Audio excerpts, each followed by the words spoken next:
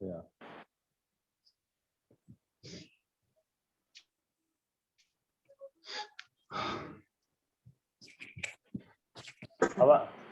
माझा आवाज येतो का सर्वांना? Am I audible? Yes. Okay. Yogesh Sarve जी बोल रहे वॉइस इज क्रैकिंग. या तो अच्छा, ओके, ठीक ठीक, okay okay. So I think let us start the program. Let others join later on as per their convenience. Yeah. Okay. Hindi वाले आहेत का आपल्या प्रोग्राम मध्ये? चला, ओके ओके. परत एकदा वंदाबे बनते जी, बनते जय भीम, जय भीम. वंदनीय विमल कीर्ती गुणश्री जी आणि बनते अधिचित्तो जी या कार्यक्रमात. जय भीम, सुखी भव, सुखी भव. और इस कार्यक्रम में शामिल सभी उपासक और उपासिकाओं को मेरा प्रेम पूर्वक जय भीम, मैत्री पूर्वक जय भीम. तो साथियों, जैसा कि आपने देखा होगा, आज का जो फ्लायर है, आज का विषय है, बड़ा ही इंटरेस्टिंग विषय है, बड़ा ही अलग विषय है. और ये विषय जो है वो बंते से मेरी पिछले दिनों काफी इस बारे में बात हुई. तो बंते जी ने सजेस्ट किया ये टॉपिक कि तथागत बुद्ध, उनके जो पर्सनालिटी थी उसमें वो एक परिपूर्ण मानव थे, परिपूर्ण वो थे. उनके जो पर्सनालिटी थे, he was perfect human being, right. तो उनमें जो क्वालिटीज क्या थी और how did he acquire that quality, this is also very important. तो ये जो क्वालिटीज है परफेक्ट ह्यूमन बीइंग की, उनमें क्या ऐसी खूबियां थी, ऐसे ऐसे क्या लक्षण थे, ऐसे क्या गुण थे कि जिसके द्वारा हम अभी भी सर्वोत्तम धरतीपुत्र, भूमिपुत्र तथागत बुद्ध को हम लोग कहते हैं कि उनमें जो क्वालिटी है वो और बाकी इंसानों में, बाकी जो मानव में देखी नहीं गई है जो तथागत में थी. तो इस विषय पे विस्तृत रूप से जो है बंते जी हमको बताने वाले हैं. कार्यक्रम की शुरुआत में जैसा कि ये परिपाठी है, हम लोग सर्वप्रथम बंते जी को क्षमा याचना करते हैं और साथ में हम लोग त्रिशरण पंचशील के लिए उन्हें अनुग्रह भी करते हैं, उनको निवेदन भी करते हैं. तो हम लोग बनते अधिचित्तो जी है और उनकी टीम है वो जुड़ी है साथ में. तो उनको मैं निवेदन करता हूं कि सर्वप्रथम क्षमा याचना के साथ और ये कार्यक्रम की शुरुआत करेंगे. हाँ बनते. ओंकार बुद्धं नमामि, धम्मं नमामि, संघं नमामि. बंतेजींसाठी बुद्धं नमामि, धम्मं नमामि, संघं नमामि. ओंकारवन्दामि बन्ते द्वारतयेन मया कृतं शापम् अपराधं क्षमतु मे बन्ते. द्वितीयं वन्दामि बन्ते द्वारतयेन मया कृतं शापम् अपराधं क्षमतु मे बन्ते. तृतीयं वन्दामि बन्ते द्वारतयेन मया कृतं शापम् अपराधं क्षमतु मे बन्ते. ओंकारं बन्ते त्रिशरणेन सह पञ्चशीलं धम्मं याचामि, अनुगान् कृत्वा शीलं वेद मे बन्ते. द्वितीयम्प्यहं भन्ते तिसरणेन सह पञ्चशीलं धम्मं याचामि अनुगान् कृत्वा मे भन्ते तृतीयम्प्यहं भन्ते तिसरणेन सह पञ्चशीलं धम्मं याचामि अनुगान् कृत्वा शीलं देतमे भन्ते यमहं वदामि तं वदेथ आहं भन्ते अरहं सम्मा सम्बुद्धो अरहं सम्मा सम्बुद्धो बुद्धं भगवन्तं अभिवादेमि बुद्धं भगवन्तं अभिवादेमि स्वाक्षातो भगवता धम्मो साक्षातो भगवता धम्मो धम्मं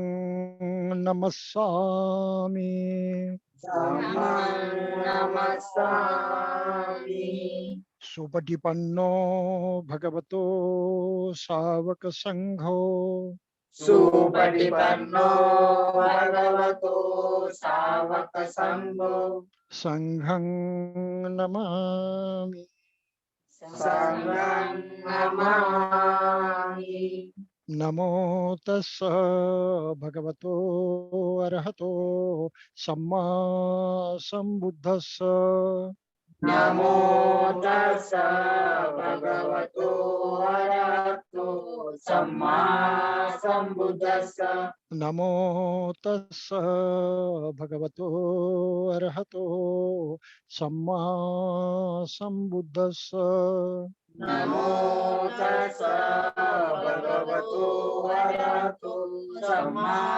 सम्बुद्धस्स नमो तस्स भगवतो अरहतो सम्मा सम्बुद्धस्स नमो तस्स भगवतो अरहतो सम्मा सम्बुद्धस्स बुद्धं शरणं गच्छामि बुद्धं शरणं गच्छामि धम्मं शरणं गच्छामि धम्मं शरणं गच्छामि संघं शरणं गच्छामि संघं शरणं गच्छामि द्वितीयंपि बुद्धं शरणं गच्छामि द्वितीयम्पि बुद्धं शरणं गच्छामि द्वितीयंपि धम्मं शरणं गच्छामि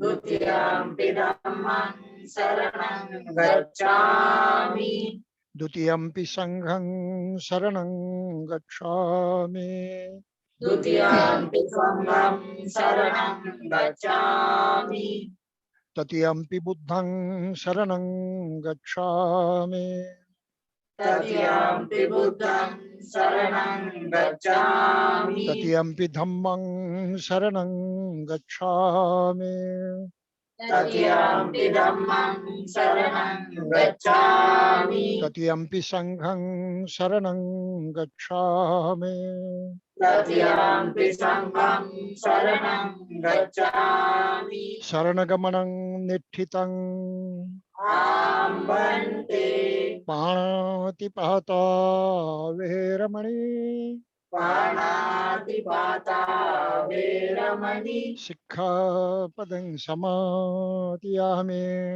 सिक्खापदं समादियामि अदिन्नादाना वेरमणि अदिन्नादाना वेरमणि सिक्खापदं समादियामि सिक्खापदं समादियामि कामे समिच्छाचारा वेरमणि कामेषु मिथ्याचारा वेरमणि सिक्खापदं समादियामि सिक्खापदं समादयामि मुसावादा वेरमणि मुसावादा वेरमणि सिक्खापदं समादयामि सिक्खापदं समादयामि सुरामेरयमच्योपमादठाना वेरमणि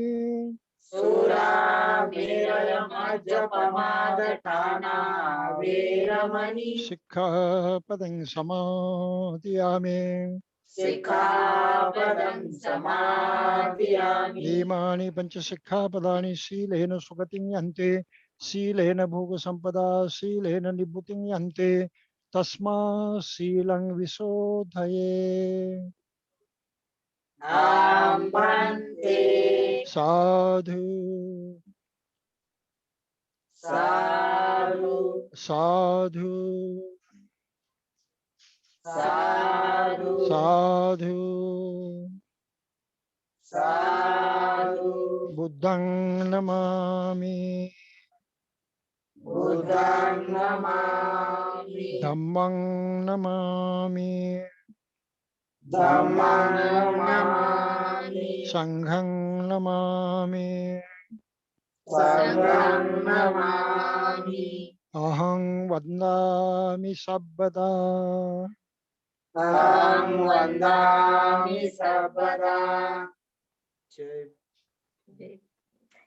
तो साथियों, अभी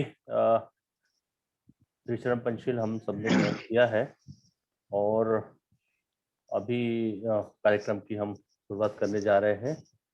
तो हम, जैसा कि मैंने कहा कि all India SC/ST employees welfare association ONGC के माध्यम से इस कार्यक्रम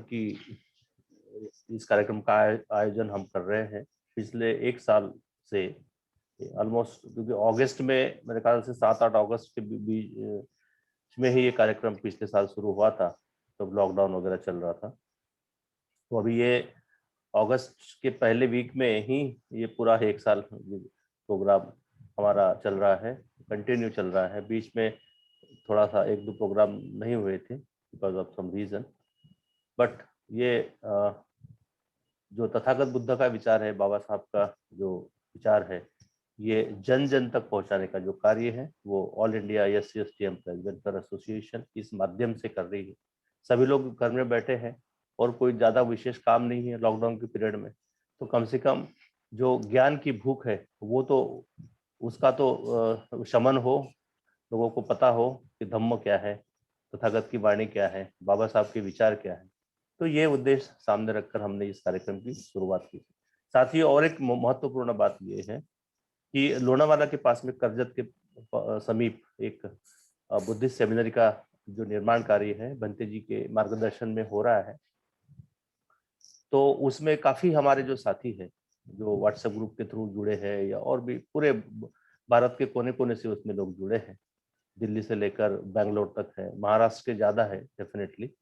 तो उसमें मैं चाहता हूं कि जो लोग नए इस कार्यक्रम में जुड़े हैं वो ये करजत सेमिनरी के लिए अपना धम्मदान जो है वो इसमें देने की थोड़ा विचार करेंगे।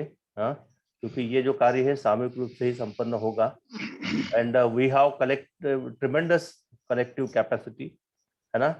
तो भंते जी का बहुत दिनों से ये विचार है कि एक बुद्धिस्ट ट्रेनिंग सेंटर हो जहाँ मंक की ट्रेनिंग हो और जो प्रशिक्षित जो बनते हैं वो वहाँ से निकले, प्रॉपर वे में उनका प्रशिक्षण हो और उसके बाद में वो फिर धम्म का प्रचार प्रसार इंडियन पर्सपेक्टिव में वो अच्छी तरीके से कर सके। तो सभी लोगों से मैं एक बार पुनः निवेदन करता हूँ कि जो करजत की जो सेमिनरी है उसके बारे में थोड़ा सोचिए, उसमें जितना भी आपसे होता है, जितनी भी शक्ति है। बहुत सारे लोगों ने महीने के एक मतलब प्रत्येक महीने में एक डिसाइड कर लिया है कि हर महीने वो कुछ ना कुछ हम लोग दान देंगे। कोई लोग 5,000 दे रहे हैं हर महीने में, कोई 2 दे रहा है, कोई 1 दे रहा है, कोई 500 भी दे रहा है। तो जैसी आपकी क्षमता है, जैसी आपकी श्रद्धा है, उसके हिसाब से इसमें हमको सबको सामूहिक रूप से इसमें मदद करने की आवश्यकता है।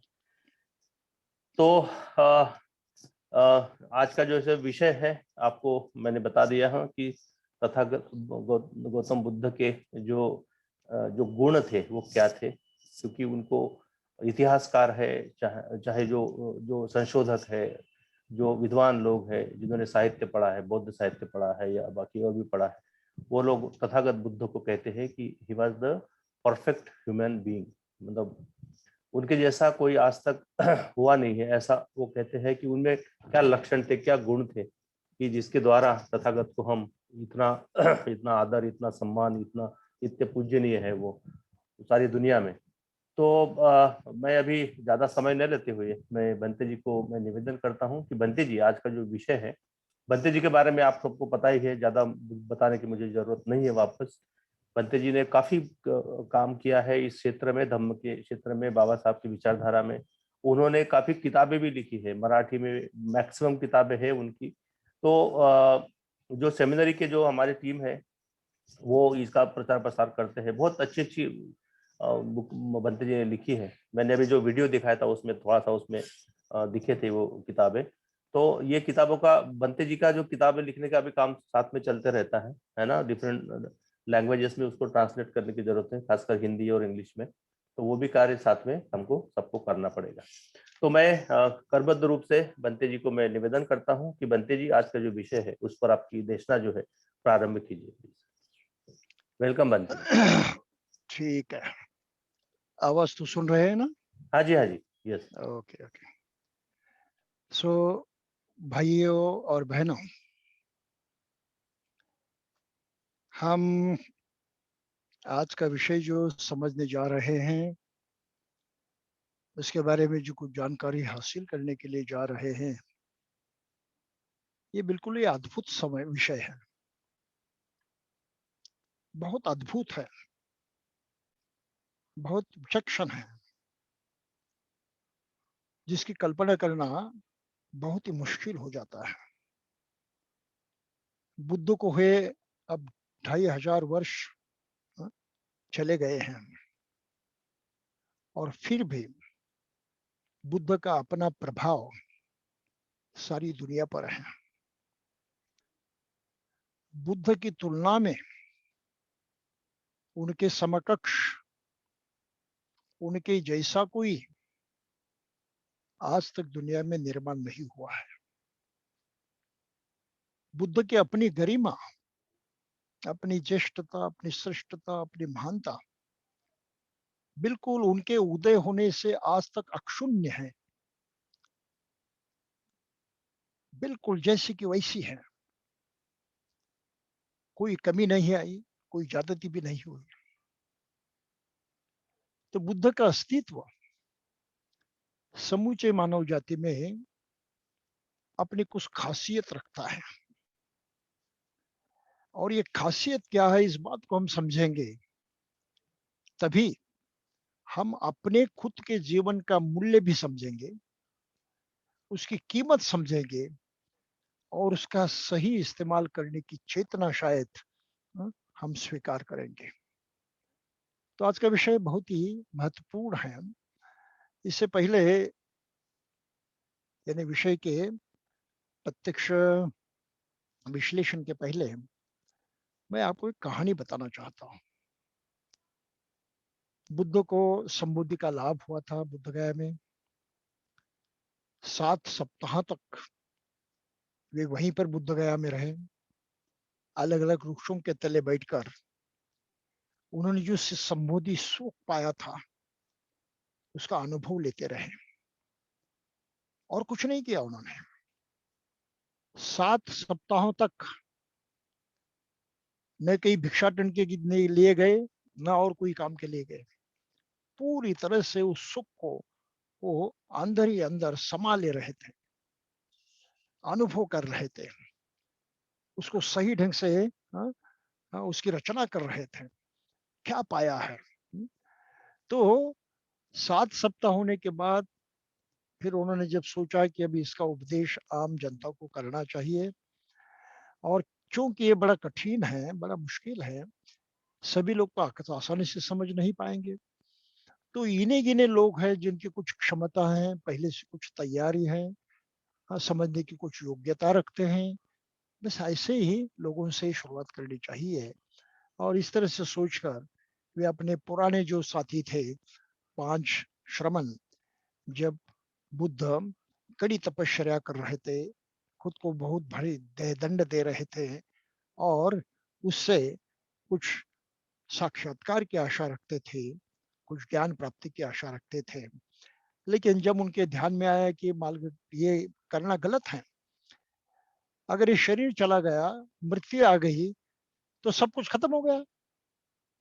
शरीर है तो कुछ कर सकते हैं, क्योंकि जिस मन के सहारे में प्रयास कर रहा हूं, वो मन भी आखिर किस पर अवलंबित है? शरीर पर अवलंबित है। शरीर के बगैर मन का अलग सा अस्तित्व तो होता ही नहीं है। तो अगर मैंने इस तरह से अपने मृत्यु को पाया, शरीर मेरा नष्ट हो गया, तो कौन सा ज्ञान मिलेगा मुझको? ये तो बहुत भारी गलती है।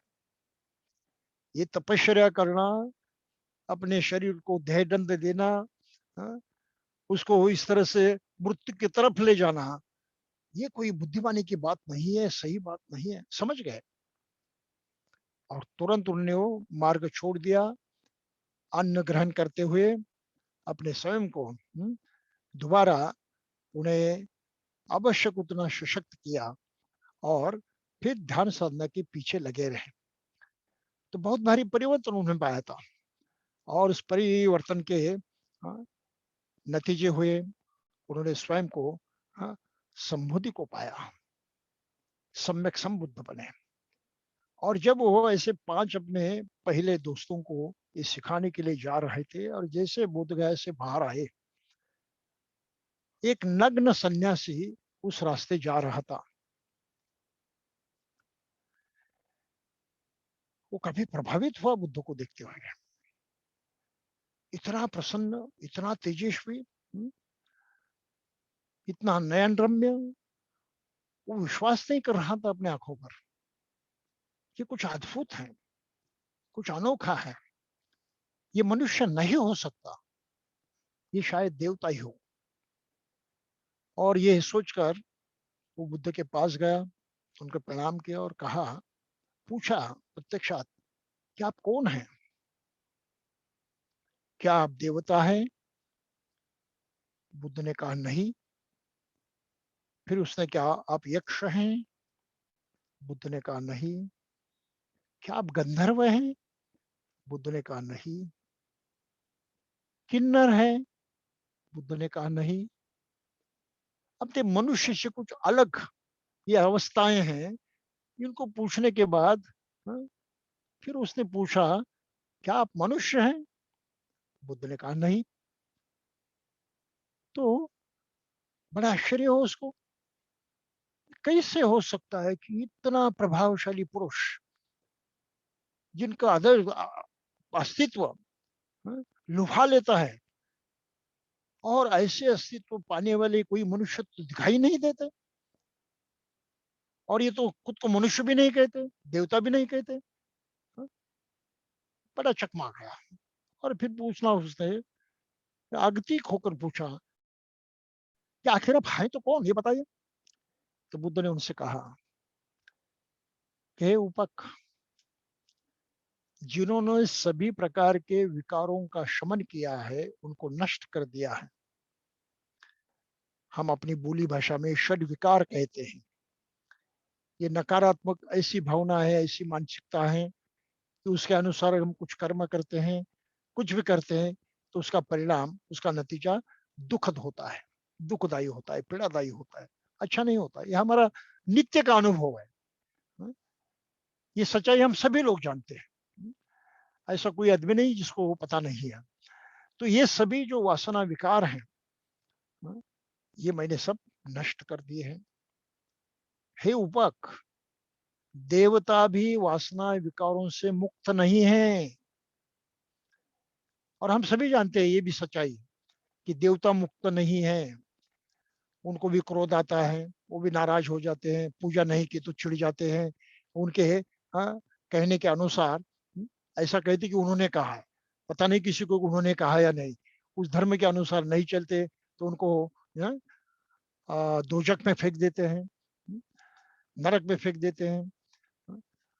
तो इस तरह की जो बातें हम कहते हैं समझते हैं, तो देवता के मन में भी विकार हैं, क्रोध है, ईर्ष्या है, मत्सर है, कहे तो लालच भी है, क्योंकि वो पाना चाहते हैं, कुछ ना कुछ अर्पण करना चाहते हैं, प्रसन्न होना चाहते हैं। और आदमी तभी प्रसन्न होता है जब कुछ दिया जाए, उसकी स्तुति की जाए, उसके बारे में कुछ अच्छा किया जाए, तो उसको कुछ इस तरह से अर्पण करते हैं तो वो खुश होता है। देवताओं को भी वही है, अर्पण करते हैं तो खुश हो जाते हैं। और आजकल हम देखते हैं, भारत की अगर भूमिका करें, कि इतने सारे देवता है, अनेक देवताओं के हाथों में शस्त्र है, आयुध है। भैया आयुध की क्या जरूरत है, किसके लिए है, क्यों है? इसका कोई उत्तर हमको मिलता नहीं, जवाब नहीं मिलता। कुछ भी हो, लेकिन लूपक समझ गया कि ये खासियत तो है, और ये कौन है मनुष्य समझ में नहीं आता है। तो उसने सवाल सही पूछा, और फिर बुद्ध ने उसका जवाब भी सही दिया कि उपक, मैं ना तो देवता हूं, न तो अन्य किसी प्रकार का मेरा अस्तित्व है, ना तो मैं मनुष्य हूं। देवता भी नहीं, मनुष्य भी नहीं, अजीब बात है। तो बुद्ध ने कहा, अगर तुझे मुझसे कुछ कहना है, मुझे पुकारना ही है, मुझे जानना ही है, तो मुझे बुद्ध नाम से जान, मुझे बुद्ध कहे। बुद्ध ये मेरी पहचान है। बुद्ध ना तो देवता है, न तो आम मनुष्य है। बुद्ध दोनों से भी बढ़कर है, दोनों से भी श्रेष्ठ है, दोनों के भी ऊपर उठे हैं, ऐसी अवस्था को पाए हैं जो हाँ, मनुष्य की पूर्णत्व की अवस्था कही जाती है। मनुष्य परिपूर्ण हो गया, उसका मनुष्यत्व पूरी तरह से हाँ, भर गया। जैसे हम फूल का पौधा लगाते हैं, और जब उसको फूल आते हैं तो हम कहते हैं कि ये पौधा भी पूरा फूल गया, पूरा हो गया, हाँ, वो बढ़ा, हाँ, फूल आ गए, तो अभी उसकी जो बढ़ाई है, हाँ, ये पूरी हो गई। जैसे फल का पेड़ लगाते हैं, उसको फल आ जाते हैं तो हम कहते हैं हाँ भी ये भी पूर्णत्व को पहुंच गया, क्योंकि फल आ गए। तो अपने जो श्रेष्ठ अस्तित्व है फल के वृक्ष का, वो उसने पा लिया। क्या कभी हमने सोचा है कि मनुष्य भी ऐसी कुछ पूर्णत्व की अवस्था पा सकता है? किसी ने नहीं सोचा था, ये बुद्ध ने सोचा। मनुष्य संतुष्ट असंतुष्ट है, फिक्र में पड़ा हुआ है, दुख दर्द सहता है, बिल्कुल उसको शांति नहीं है, अशांत है, संत्रस्त है। और ये संत्रस्त अशांत जीवन तो कोई पूरा पूरा मनुष्य जीवन नहीं होता। तो पूरा पूरा मनुष्य जीवन इससे विपरीत होगा, इससे अलग होगा। और ये अलगपन कैसे होगा, उसका भी कोई ज्ञान उपलब्ध होगा दुनिया में। तो उस ज्ञान की खोज में सिद्धार्थ निकले, और बाकी इतिहास आपको मालूम है, वो स्वयं बुद्ध बने। उस अवस्था को पाए जो दुख, अशांति, चिंता, सभी प्रकार की त्रासदी इससे मुक्त है। तो ये सभी प्रकार की त्रासदी से मुक्ति की जो अवस्था है, जो मनुष्य अपने मन के सहारे पा सकता है, उसे ही मनुष्यत्व की पूर्णता कही जा सकती है। कि मनुष्य के रूप में मनुष्य ने इस जीवन को तो पाया, लेकिन उसको पूरा किया, पर्याप्त मात्रा में उसका विकसित किया। अब इससे अधिक दूसरा कुछ हो नहीं सकता, ये उसका पूर्णत्व है, इस अवस्था में पहुंच गया, तो उसको ही बुद्धत्व कहते हैं। बुद्ध शब्द इस समझाना जमाने में लोग प्रयोग करते थे, लेकिन किसी को कल्पना नहीं थी कि आखिर बुद्ध क्या होते हैं। यह अद्भुत शब्द था, अज्ञात शब्द था। इस अवस्था की कल्पना करना किसी के लिए संभव नहीं था। और बुद्ध तो प्रत्यक्षात बुद्ध बन गए, इनका अस्तित्व उन्होंने प्रकट कर दिया। तो ये अस्तित्व किस तरह से हुआ, कौन कौन सी बातें उन्होंने पाई केवल उन्होंने अपने वासना विकारों को क्षय किया, नष्ट किया, इतना कहीं से काम नहीं चलता। इससे भी कुछ और हुआ है, कुछ खास हुआ है। और ये खास कैसे हुआ है, इस बात को समझना बहुत ही जरूरी है। अगर हम इसको नहीं समझे तो शायद हम कुछ भी नहीं समझे, इस तरह से हमारी संभावना हो सकती है। तो बुद्ध के गुणों का वर्णन बहुत सारे गाथाओं में किया हुआ है। बुद्ध को हर तरह से जानने की कोशिश की है, और खासकर बुद्ध के 9 गुण माने जाते हैं। आखिर मनुष्य का विकास, मनुष्य की सच्चाई, मनुष्य की शांति और सुख, ये सद्गुणों के तहत ही मिलता है, सद्गुणों में ही पाया जाता है, और कहीं वो मिलता नहीं। ये भी हमारा अनुभव है। सब मानव इस बात को जानते हैं, अनुभव से जानते हैं। जहाँ सद्गुण होते हैं, सद्गुणी लोगों के सत्संग में आ जाते हैं, तो आनंदित होते हैं, खुशी मनाते हैं, प्रसन्न होते हैं। सभी का अनुभव है। तो सद्गुणों की चाह सभी मानव जाति करती है, उसकी अपेक्षा करती है। ये अच्छा है, इसके बारे में उसके मन में कोई शक नहीं है। और इस सद्गुणों को पूरा पूरा करना, ये मनुष्य के सामने सबसे बड़ा आह्वान है, चैलेंज है। और इस चैलेंज को बुद्ध ने अपने जीवन में पूरा किया। वो सद्गुणों से भरपूर हो गए। कौन से सद्गुण है? तो ये जो बुद्ध वंदना कही जाती है, उस बुद्ध वंदना में शुरुआत की जाती है, इतिपि सो भगवा। इतिपि इस प्रकार हैं। कौन? भगवा।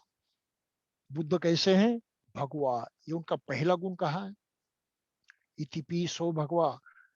बुद्ध इतिपि सो इस प्रकार के हैं।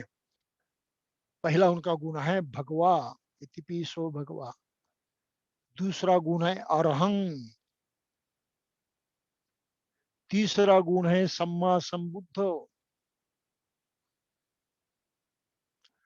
चौथा है विद्याचरण संपन्नो।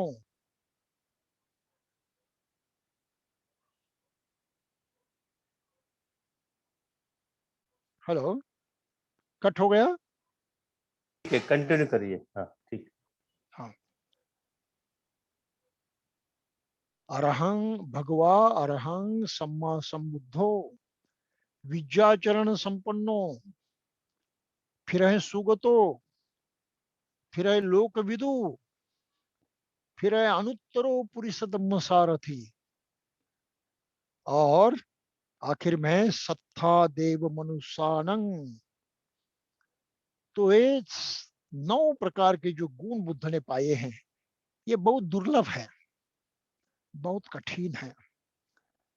पाए जा सकते हैं, लेकिन बहुत कष्ट उठाने पड़ते हैं, बहुत मेहनत करनी पड़ती है, जो स्वयं बुद्ध ने की, और परिणामता उन्होंने इन गुणों को पाया। तो इसका अर्थ अगर हम समझेंगे, तो हमारे समझ में आएगा कि सही में मनुष्य पूर्ण सुख का, पूर्ण शांति का अनुभव कैसे कर सकता है। हाँ? अगर दुर्गुण नष्ट हुए, व्याधि नष्ट होती है, कष्ट नष्ट हो जाते हैं, मानसिक जो एक प्रकार से अस्वास्थ्य हम महसूस करते हैं, वो खत्म हो जाता है। तो ये बुद्धों के गुणों को समझना जरूरी है। और ये गुण पाना चूंकि मनुष्य के मन के सहारे संभव है, इसलिए मनुष्य के वो अधीन हो सकते हैं, मनुष्य के हाथ लग सकते हैं। मनुष्य उस तरह से स्वयं को हाँ, नवनिर्मित कर सकता है, नए से अपने जीवन को निर्माण कर सकता है। ये बहुत महत्वपूर्ण बात है। और ये मनुष्य अपने मन के सहारे अगर ये कर सकता है, तो और एक बात यकीन मानिए कि हर मनुष्य का मन सिर्फ उसको ही ज्ञात होता है, उसकी मालूमात उसको ही होती है। वो कैसे है, कैसे काम करता है, क्या नहीं क्या, तो उसको ही पूरा पता होता है अपने मन का। कोई भी दूसरा आदमी और किसी का मन इस तरह से जान नहीं सकता, पहचान नहीं सकता, समझ नहीं सकता। और मन के सहारे अगर मनुष्य को हाँ, परिवर्तित होना है, बदलना है, हाँ, सुखकारक परिवर्तन लाना है, सुख शांतिमय अवस्था को पाना है मन के सहारे, तो इस मन का उपयोग करने की ताकत भी उसके हाथ में है और किसी की नहीं। उसको ही करना चाहिए। अगर उसने किया तो हो जाएगा। दूसरे को उसके मन का पता ही नहीं चलता तो दूसरा उसकी कोई मदद नहीं कर सकता, दूसरा कोई काम नहीं आ सकता। ज्यादा से ज्यादा दूसरा आदमी क्या कर सकता है? उसको मार्गदर्शन कर सकता है, बता सकता है, ज्ञान दे सकता है, जानकारी दे सकता है, कौशल बता सकता है कि भाई इस तरह से करो। इससे ज्यादा कोई आदमी और किसी की कोई मदद नहीं कर सकता। इस बात पर हमें भरोसा करना चाहिए। ये वास्तविक सच्चाई है दुनिया की, इसको कबूल करना चाहिए, मानना चाहिए। अंधे होकर हम इस सत्य को हाँ, नजरअंदाज नहीं कर सकते। ये बहुत महत्वपूर्ण है। अपने जीवन की अगर हमें परवाह है, अपने जीवन की हमें अगर उस सुखदायी अवस्था की परवाह है, वो करना चाहते हैं, अपने कल्याण की हमें परवाह है, हाँ, हमारे हाँ, सभी शांति सुख चैन की अगर हमें परवाह है, हमें अपनी परवाह है, तो इस हकीकत को, इस सच्चाई को समझना ही चाहिए, कबूल करना चाहिए, मान लेना चाहिए कि ये सत्य है, इसमें कोई गलती नहीं। कोई बाहरी चीज, कोई बाहरी व्यक्ति, कोई बाहरी ताकत हमारे मन को छू भी नहीं सकती और उसका इस्तेमाल भी नहीं कर सकती, उस पर कोई परिणाम नहीं कर सकती। ये सच्चाई देखना जरूरी है। और बुद्ध ने इसी सच्चाई की तरफ इशारा किया और कहा लोगों से, भाई कहाँ हो तुम, कौन सी सोच में पड़े हो? अरे भाई तुम्हें कुछ पाना है, तुम्हें कुछ करना है, तुम्हें सुधारना है स्वयं को, तो अपने मन की तरफ देखो और उसको सुधारने की कोशिश करो। ये सुधार करने की ताकत सिर्फ तुम्हारे में है और किसी में नहीं। और इसलिए बुद्ध ने जाहिर किया कि आत्ता ही आत्मनो नाथो। अरे भाई हर आदमी अपने स्वयं का स्वामी है, अपने स्वयं का अधिकार ये है, अपने स्वयं का मालिक है और कोई हो ही नहीं सकता। क्योंकि जिस मन के सहारे वो जीता है उस मन पर किसी का अधिकार चलता ही नहीं। कोई इस मन को छू भी नहीं सकता, उसमें कोई परिवर्तन भी नहीं कर सकता, देख भी नहीं सकता, समझ भी नहीं पा सकता, कुछ नहीं कर सकता। ये हकीकत है। इसको जरा समझे हम सच्चाई को, तब हम बुद्ध समझ पाएंगे, बुद्ध के गुणों को समझ पाएंगे, वरना वो भी समझना मुश्किल हो जाएगा। तो अत्ता ही आत्मनो नाथो, भाई हम ही हमारे स्वामी हैं, हम ही हमारे मालिक हैं। हमारा कुछ भला हो, कुछ बुरा हो, कुछ सही हो, गलत हो, वो हमारे ही कारण होने वाला है और कोई करने वाला नहीं। हम जिम्मेदार हैं। तो अपनी इस जिम्मेदारी को हर आदमी ने उठाना चाहिए। बचपन से चाहे कुछ भी बातें सीखी हो, कौन सा भी तत्व ज्ञान सीखा हो, कौन सी भी परंपरा उसने मानी हो, जानी हो, हाँ, और अपनाई हो, लेकिन आखिर में इस सच्चाई का सामना तो उसे करना ही पड़ता है और वो हमें जरूर करना चाहिए। और इसलिए बुद्ध ने कहा कि अत्तानम अत्तानम सुदंते न नाथो लभति दुर्लभ।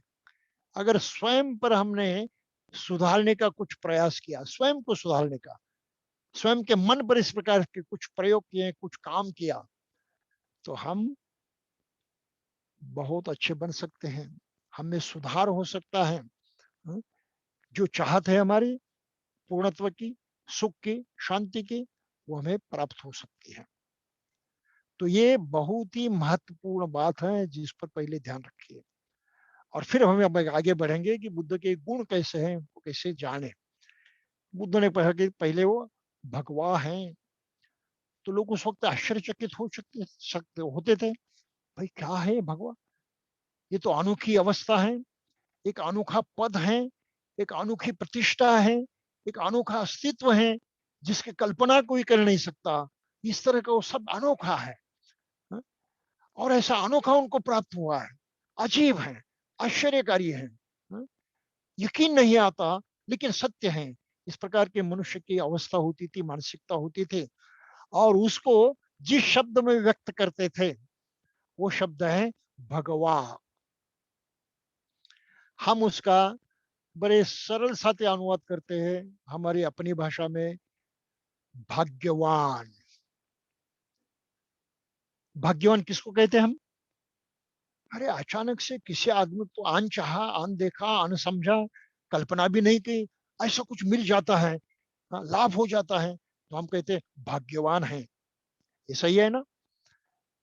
तो इसको समझे इस शब्द को, कि ये भाग्यवान शब्द जो है ये भगवा शब्द से मिलता जुलता है, कि उन्होंने ऐसा ही कुछ अनोखा, अजीब, अतर्क, अज्ञात ऐसी अवस्था को पाया, और इससे लोग उनको भाग्यवा कहने लगे। भाग्यवा ये पाली में शब्द है, भाग्यवान उसका मराठी में अर्थ होता है। वो भगवा कहने लगे, भगवा, उसके माने क्या है? कि पूरी तरह से उन्होंने उस अवस्था को पाया, उसमें प्रतिष्ठित हो गए।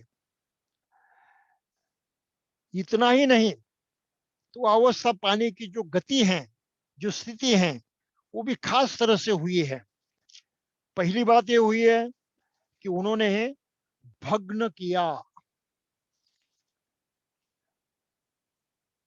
इसलिए एक महत्वपूर्ण उदाहरण, वर्णन हमें पाली सूत्रों में दिखाई देता है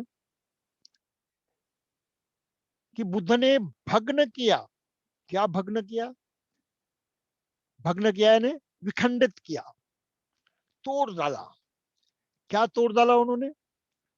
अपने मन में जो लोभ है, जो तृष्णा है, जो आसक्ति है, जो चाहत है, इसको उन्होंने भग्न कर दिया, तोड़ डाला। तो भग्ग रागो, भग्ग दोषो, द्वेष है, ईर्ष्या है, मत्सर है, अपने मन की ये अवस्था है जो है उसको उन्होंने तोड़ डाला, खत्म कर दिया। भग्ग दोषो, भग्ग मोहो, अज्ञान को उन्होंने खत्म कर दिया। और इस तरह से तीन जो बातें हैं, मानसिकता है, जो आदमी को हर तरह से दुख का सामना करने के लिए तैयार करती हैं, दुख लाती हैं, शांति उसके नष्ट करती हैं। ये तीनों जो अवस्था है मानसिक, इस अवस्था को उन्होंने खत्म कर दिया और परिशुद्ध मानसिक अवस्था को पाया, भग्न किया। और इसलिए उनको भगवान कहा जाता है। और भी बहुत सारे अर्थ हैं, सब देखने की आवश्यकता नहीं है, लेकिन इतना हम जाने कि वो एकाएक से प्राप्त नहीं हुआ। बड़े भाग्यशाली अवस्था है, बड़ी आश्चर्यकारी अवस्था है, अचिंतेय, जिसकी कल्पना नहीं की जाती, इस प्रकार की वो अवस्था है।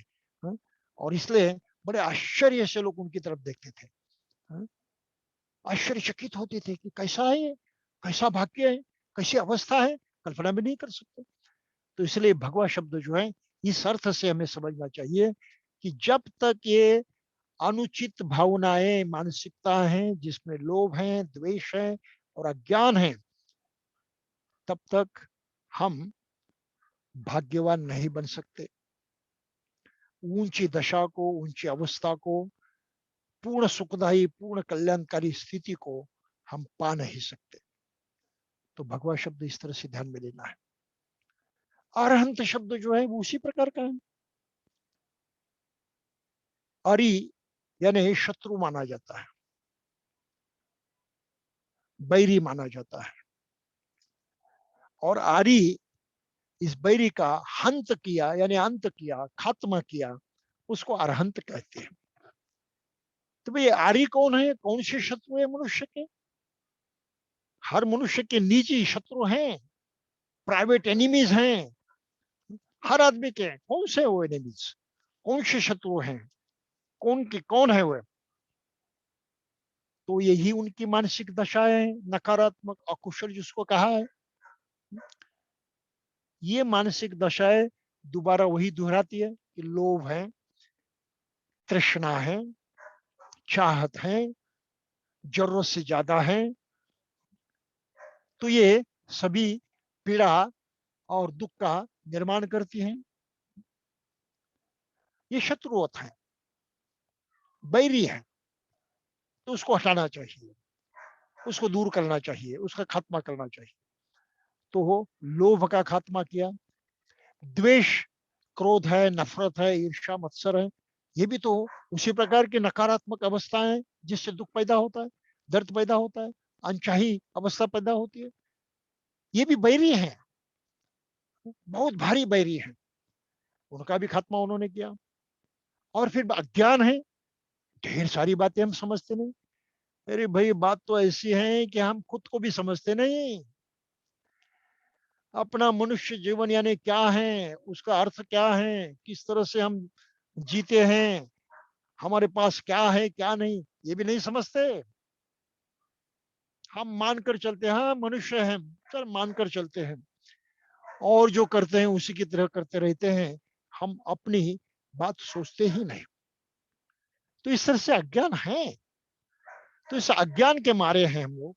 ये हमारे शत्रु जैसे हैं, बैरी हैं। तो उनका भी खात्मा किया, तो अरहंत बन गए। तो इतिपिसो भगवा अरहं, यानी अरहंत हो गए। सम्मा संबुद्धो, ये बुद्ध हो गए। कौन सा ज्ञान पाकर? संबोधि पाकर। सम्मा यानी परिपूर्ण, कंप्लीट, अधूरा ज्ञान नहीं, पूरा की पूरा ज्ञान पाया उन्होंने। सर्वज्ञ हो गए वो, सर्वज्ञाता हो गए वो, और स्वयं पाया। और किसी की मदद नहीं पाई उन्होंने। स्वयं के बल पर, स्वयं के भरोसे, स्वयं के कष्ट से उन्होंने इस अवस्था को पाया। इसलिए सम्मा संबुद्धो, संबुद्धो स्वयं बुद्ध हुए हैं, सम्मा यानी परिपूर्ण बुद्ध हुए हैं। तो ये सम्मा संबुद्ध है। बुद्ध के लिए ये विशेषण प्रयुक्त किया जाता है, क्योंकि बुद्ध ने, सिद्धार्थ गौतम ने ही स्वयं के प्रयासों से, अपने खुद के हिम्मत से इस पूर्ण सच्चाई को, पूर्ण संबोधि को जाना, पाया, और इसलिए वे सम्यक संबुद्ध है। अब आर्थ तो कोई भी बन सकता है, जो बुद्ध के शिक्षा का अनुसरण करता है, उसमें पारंगत हो जाता है, पूरा पूरा उसको अपने में पाता है, आर्थ बन जाता है। लेकिन वो सम्यक संबुद्ध नहीं कहलाता, क्योंकि बुद्ध की शिक्षा को अपनाकर, बुद्ध का सहारा लेकर उसने इसको पाया है, आर्थ बन गया है। इसलिए सम्मा संबुद्ध नहीं है, लेकिन उस तरह की अवस्था को उसने पाया है, बुद्ध के जैसी अवस्था है। लेकिन बुद्ध ने अपने बलबूते पर पाई, और पूरी पूरी पाई, इसलिए वो सम्यक संबुद्ध है। अरहत बनने वाले पूरी पूरी संबुद्धि नहीं प्राप्त करते, उसमें कुछ कमी रह जाती है। हाँ? वो सर्वज्ञ नहीं होते, ये बहुत भारी कमी रहती है। बुद्ध सर्वज्ञ है, और ढेर सारा ज्ञान बुद्ध के पास होता है, जो अरहत के पास नहीं होता। अरहत सिर्फ उनके, बुद्ध के दुख मुक्त होने के ज्ञान को पाकर, उसको अपना कर ही उस अवस्था को पाता है, दुख से मुक्त हो जाता है, संसार से मुक्त हो जाता है। तो अरहत और सम्मा संबुद्ध दोनों में फर्क है, और बुद्ध की शिक्षा को अपनाकर कोई भी अरहत बन जाता है। तो इतिपिसो भगवा अरहं सम्मा संबुद्धो विज्जा चरण संपन्नो। विज्जा के माने उनका बुद्धत्व का ज्ञान, उनकी संबोधि, उनका बोधि ज्ञान, ये विद्या है। और उनका आचरण बिल्कुल उसके जैसा ही है, जिसको बोधि कहते हैं, बोधि के जैसा उनका आचरण है। संबोधि कहते हैं, संबोधि के जैसा उनका आचरण है। तो संबुद्धि के जो अंतर्भूत गुण हैं, उस गुण की चर्या वो करते हैं, उस गुण के विपरीत वो करते नहीं।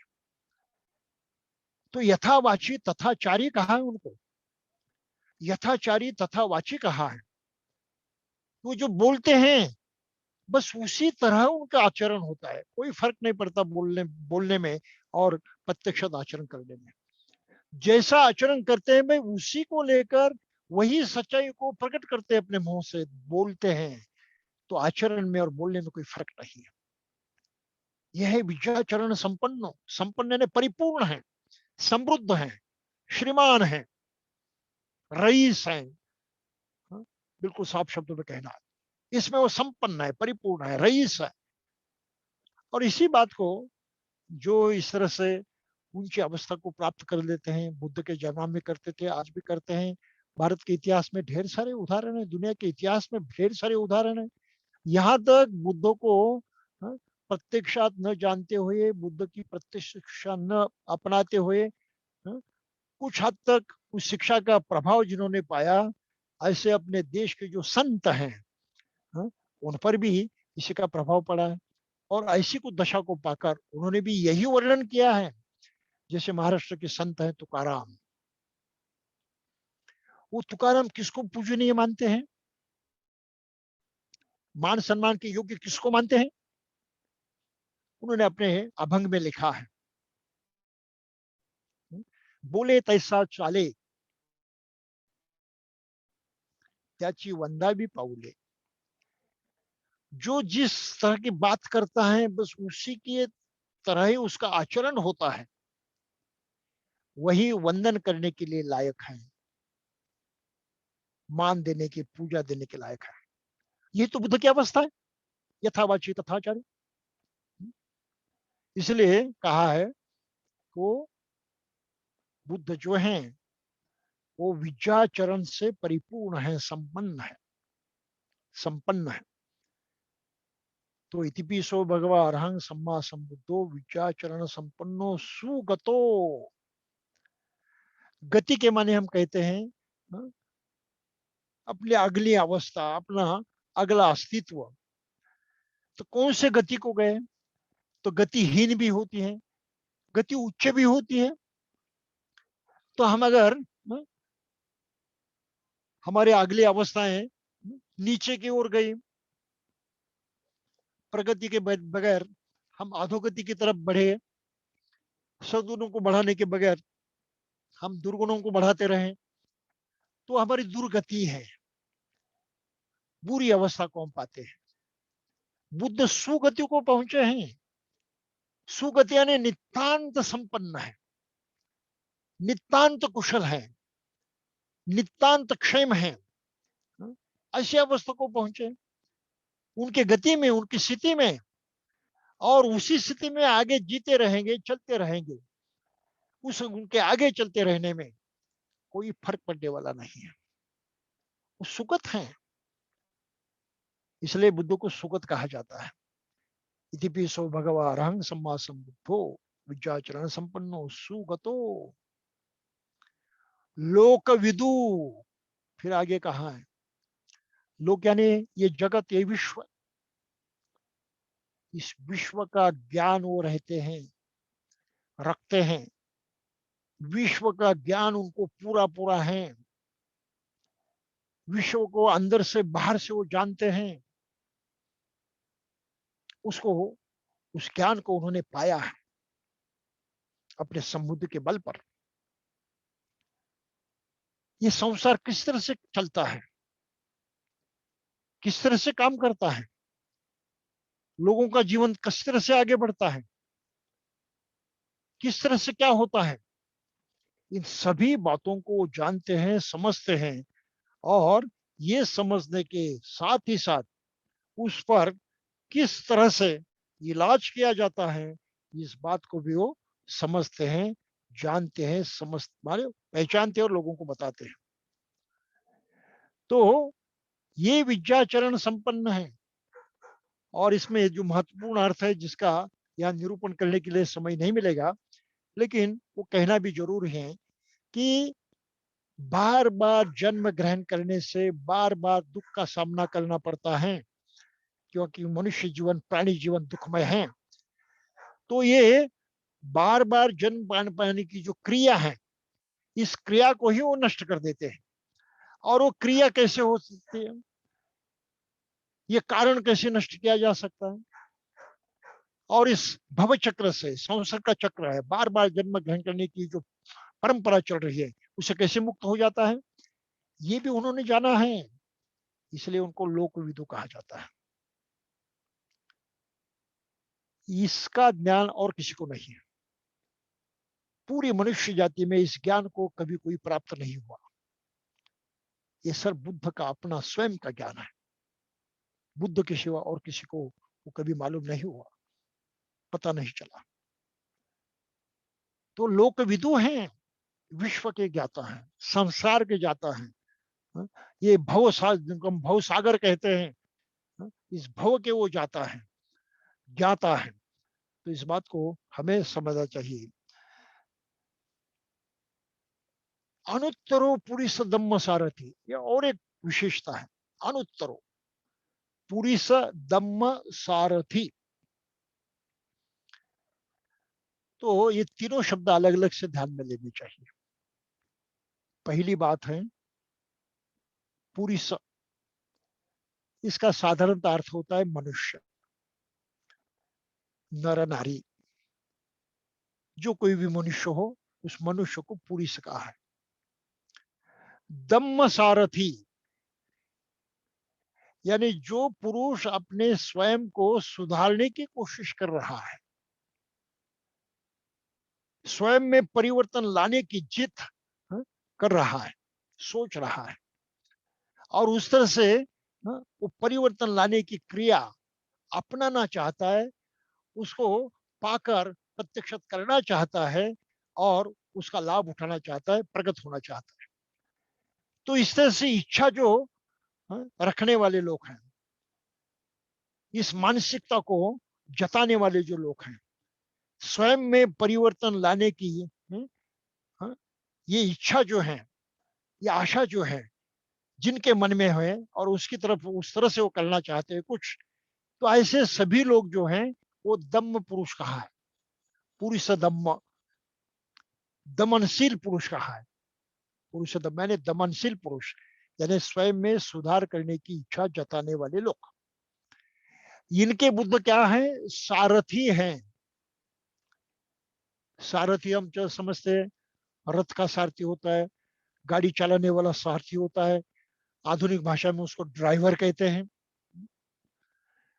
ड्राइवर ये चलाता है कोई वाहन और लोगों को साथ ले जाता है, आगे ले जाता है, उनका नेतृत्व करता है, किस दिशा में जाना है, किस हद तक जाना है, किस तरह से जाना है, उसके हाथ में रहता है।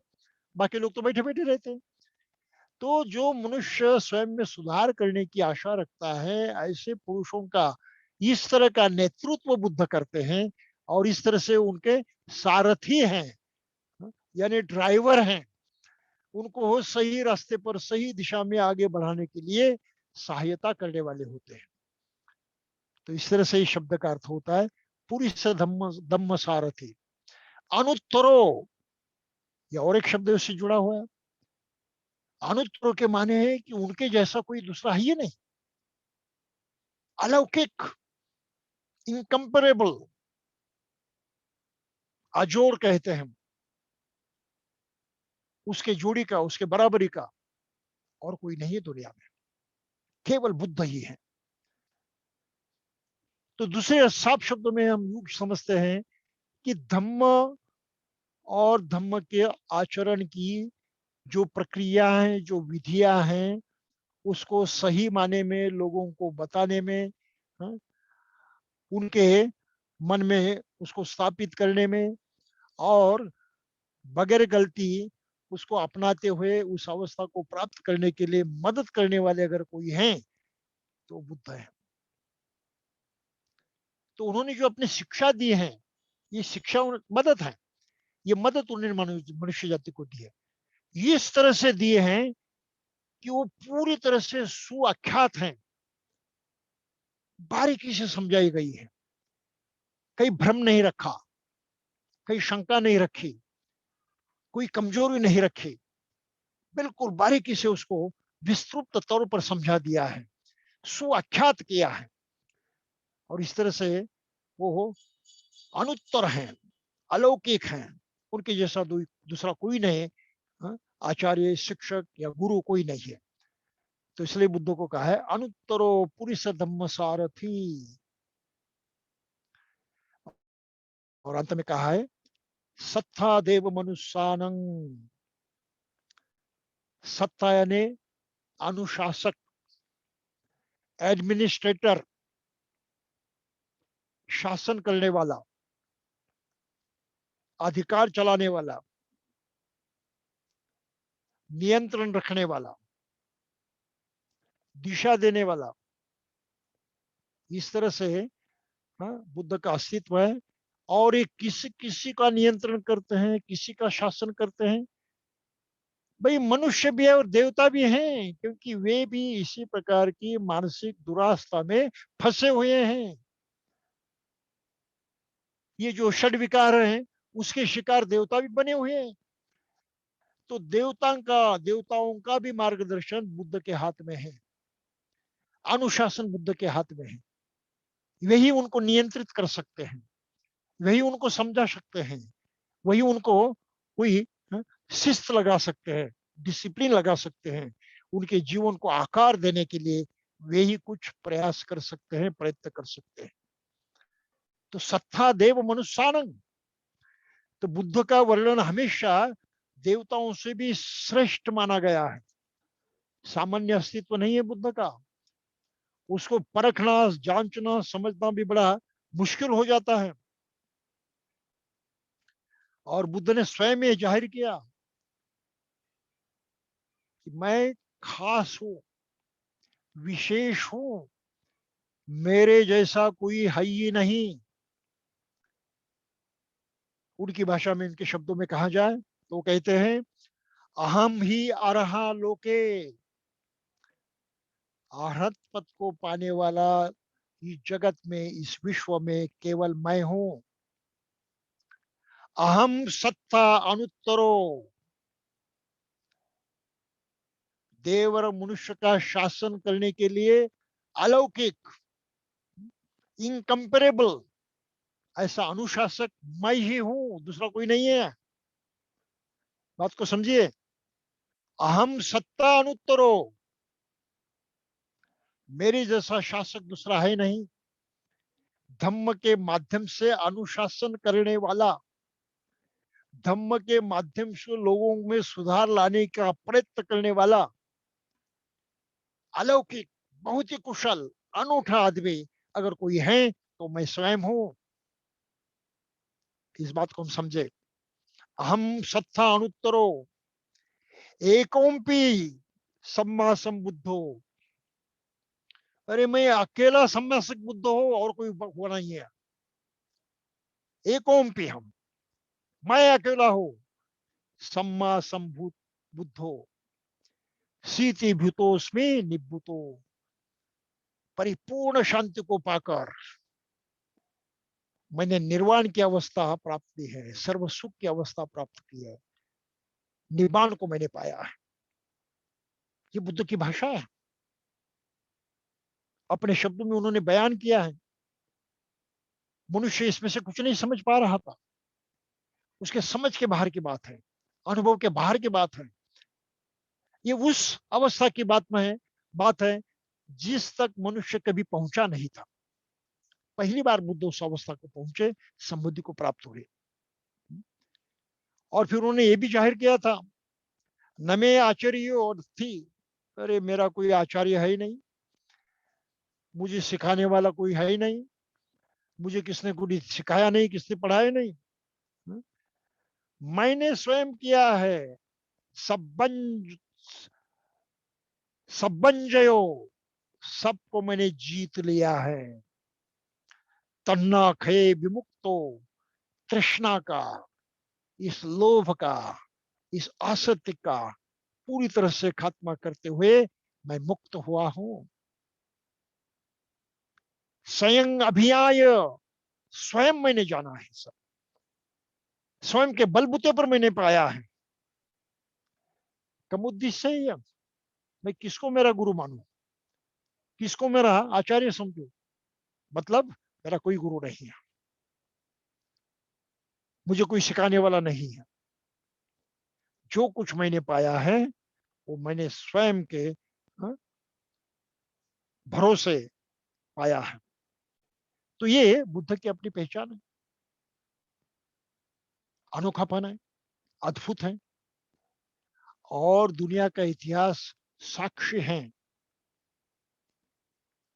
वो इतिहास हमें बताता है कि बुद्ध के निर्माण होने के बाद ही मनुष्य जाति में दुख मुक्ति का अनुभव प्रकट हुआ, स्थापित हुआ, अस्तित्व में आया। उससे पहले दुख मुक्ति का अनुभव जीते जी किसी को प्राप्त नहीं हुआ था। लोग यूं ही विश्वास करते थे कि आज कल जीते जी सब दुख जो है, दर्द है, जो कुछ है सहते रहो। जो धर्म उनको ज्ञात था, मालूम था, जो औरों ने उनको बताया था, बस उस धर्म के अनुसार आचरण करते रहो। सुख मिलेगा, शांति मिलेगी पूरी पूरी। कब? मृत्यु के बाद, मरने के बाद, स्वर्ग के रूप में, स्वर्ग के नाम से, जिसका किसी को कोई पता नहीं चला। ये स्वर्ग की अनुभूति किसने नहीं पाई? क्योंकि कहते थे स्वर्ग जो है वो जीते जी प्राप्त नहीं होता, मरने के बाद ही मिलता है। अब क्या भरोसा मिलने के बाद भी मिलता है या नहीं? भरोसे की तो बात नहीं है, केवल कही सुनी बातें। लेकिन प्रत्यक्षात जीते जी स्वर्ग मिलता नहीं, ये तो सबने कबूल कर दिया। पूरी मानव जाति ने कबूल किया है कि जीते जी स्वर्ग नहीं मिलता। और ये कहावत भी हमारे अनेक भाषाओं में चलती आ रही। खुद मरे बगैर स्वर्ग प्राप्त नहीं होता, जीते जी स्वर्ग नहीं मिलता। ये सच्चाई है। इस सच्चाई को हम पहचानते हैं, जानते हैं, समझते हैं। लेकिन पता नहीं है हम कबूल क्यों नहीं करते, उसका स्वीकार क्यों नहीं करते, खुले दिल से उसको अपनाते क्यों नहीं, ये समझ में नहीं आता। तो यूं आदमी अज्ञान में फंसा हुआ है, ये इसका कारण है। उसको अज्ञान का पता ही नहीं चलता। वो ज्ञान समझता है और ढेर सारी गलत बातों को चिपक कर रहता है। कोशिश नहीं करता कि इनकी जांच करें, ये बातें सही या गलत है समझे। कुछ ना कुछ उसका प्रूफ होगा, जाने। अपने दिमाग का प्रयोग करें। अपने पास तो दिमाग है, मन की बहुत भारी शक्ति है, सोच विचार करने की, कल्पना करने की, खोजने की, जिज्ञासा भरी ये ताकत है। इसको अमल में लाए, लेकिन मनुष्य इसको ध्यान ही नहीं देता। बचपन में जो कुछ पढ़ाया गया, जो कुछ उसने अपनाया, बस उसी को चिपक कर रहते हुए वो अपनी पूरी जिंदगी उसी तरह से जी लेता है। दुख से कभी मुक्त नहीं होता, होने का विचार भी नहीं करता, सोचता भी नहीं। तो बुद्ध का इस तरह से अनोखापन है। उनके उत्पन्न होने से ही मनुष्य जाति को इस सच्चाई का पता चला कि जीते जी मनुष्य स्वर्ग सुख को पा लेता है, जिसको निब्बाण कहते हैं। इस निब्बाण को पा लेता है। निब्बाण की स्थिति में वो जीता है, जीवित रहता है। बुद्ध ने निब्बाण को पाया और 45 साल तक उस अवस्था में जीते रहे, लोगों की सेवा करने के लिए, उनकी मदद करने के लिए, उनके काम आने के लिए, कुछ पाने के लिए नहीं। शारीरिक दृष्टि से कष्ट उठाने पड़े, मानसिक तौर पर उनको कोई कष्ट नहीं थे, वो शांत थे, बिल्कुल सुखी थे, आनंदित थे। लेकिन शरीर तो था ही। शरीर तो अपनी ओर से, अपनी तरफ से दुख कष्ट सब तो सहता है, अनुभव भी करता है। उसे तो मुक्ति नहीं है। बुद्ध ने सब कुछ सहा, लोगों के कल्याण के लिए, मनुष्य जाति के कल्याण के लिए। ये समझाने के लिए कि भाई अज्ञान में मत रहो, आंखें खोलो, देखो, जानो कि जिस बुरी अवस्था में जी रहे हो, दुख दर्द से मुक्त होना चाहते हो सकते हो। मैंने वो पाया है, मैंने वो कर लिया है, बस मैंने जैसे कहा वैसा आप कीजिए, आप भी दुख दर्द से मुक्त हो जाओगे। केवल इस बात को मनुष्य जाति को समझाने के लिए बुद्ध ने 45 साल प्रयास किए। मनुष्य पर इतना प्यार करने वाला, मनुष्य पर इतनी दया और करने वाला क्या दुनिया में कोई दूसरा पैदा हुआ है? और कुछ भी न चाहने वाला, कुछ भी न लेने वाला, कुछ भी न मांगने वाला। भाई सब मुझसे लो, करके देखो, तुम पाओगे। मुझे कुछ नहीं चाहिए, वंदन भी नहीं किया तो चलेगा, सम्मान भी नहीं किया तो चलेगा, मुझे उसकी जरूरत है ही नहीं। क्यों? कि मैंने पूरा पूरा सुख पाया है। आप देकर मुझे क्या दोगे? सामान्य मनुष्य के पास मुझे देने के लिए कुछ है ही नहीं। जो कुछ है देने के लिए वो सिर्फ मेरे पास है, और मैं इस तरह से वो बांट रहा हूं, आपको दे रहा हूं। इस स्थिति को समझे, इस वास्तव को सही में जाने कि कौन क्या कर रहा है, क्यों कर रहा है, और उससे हमारा क्या लाभ होने वाला है। इतना तो कम से कम सोचो। बुद्ध ने बहुत बहुत करुणा की है आम जनता पर, सभी प्राणी मात्रों पर, और इसलिए उनको महाकारुणिक कहा जाता है। उनकी जैसी करुणा और किसी के पास थी नहीं, मनुष्य जाति के इतिहास में नहीं पैदा हुई। तो इसलिए बुद्ध जो है, इस तरह के बुद्ध का निर्माण होना जगत में, विश्व में बड़ा दुर्लभ है। बुद्ध का इस तरह से निर्माण होना बड़ा दुर्लभ है।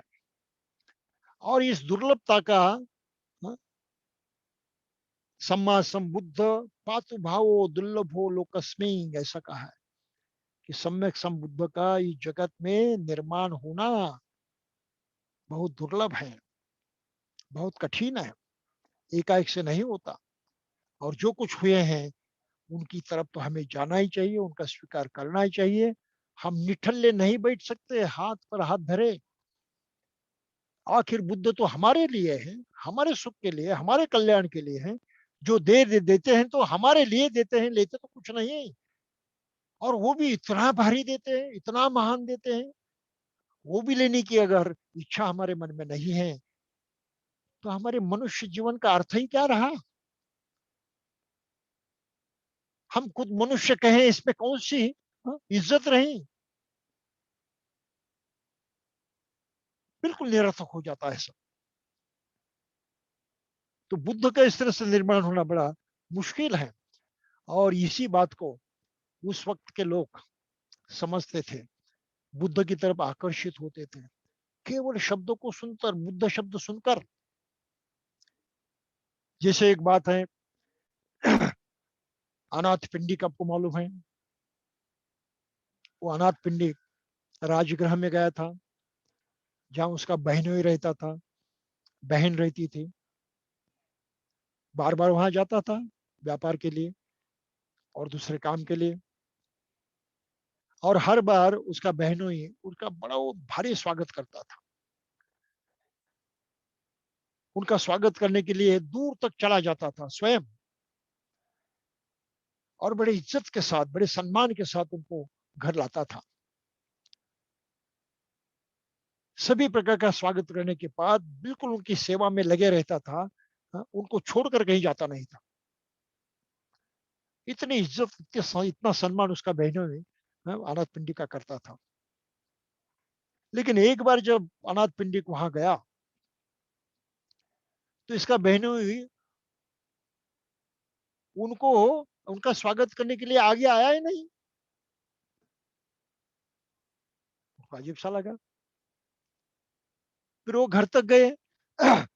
तो घर में तो उन्होंने स्वागत किया, उनको ठीक से बिठाया, उनकी सब व्यवस्था वगैरह की और फिर अपने काम में लग गया।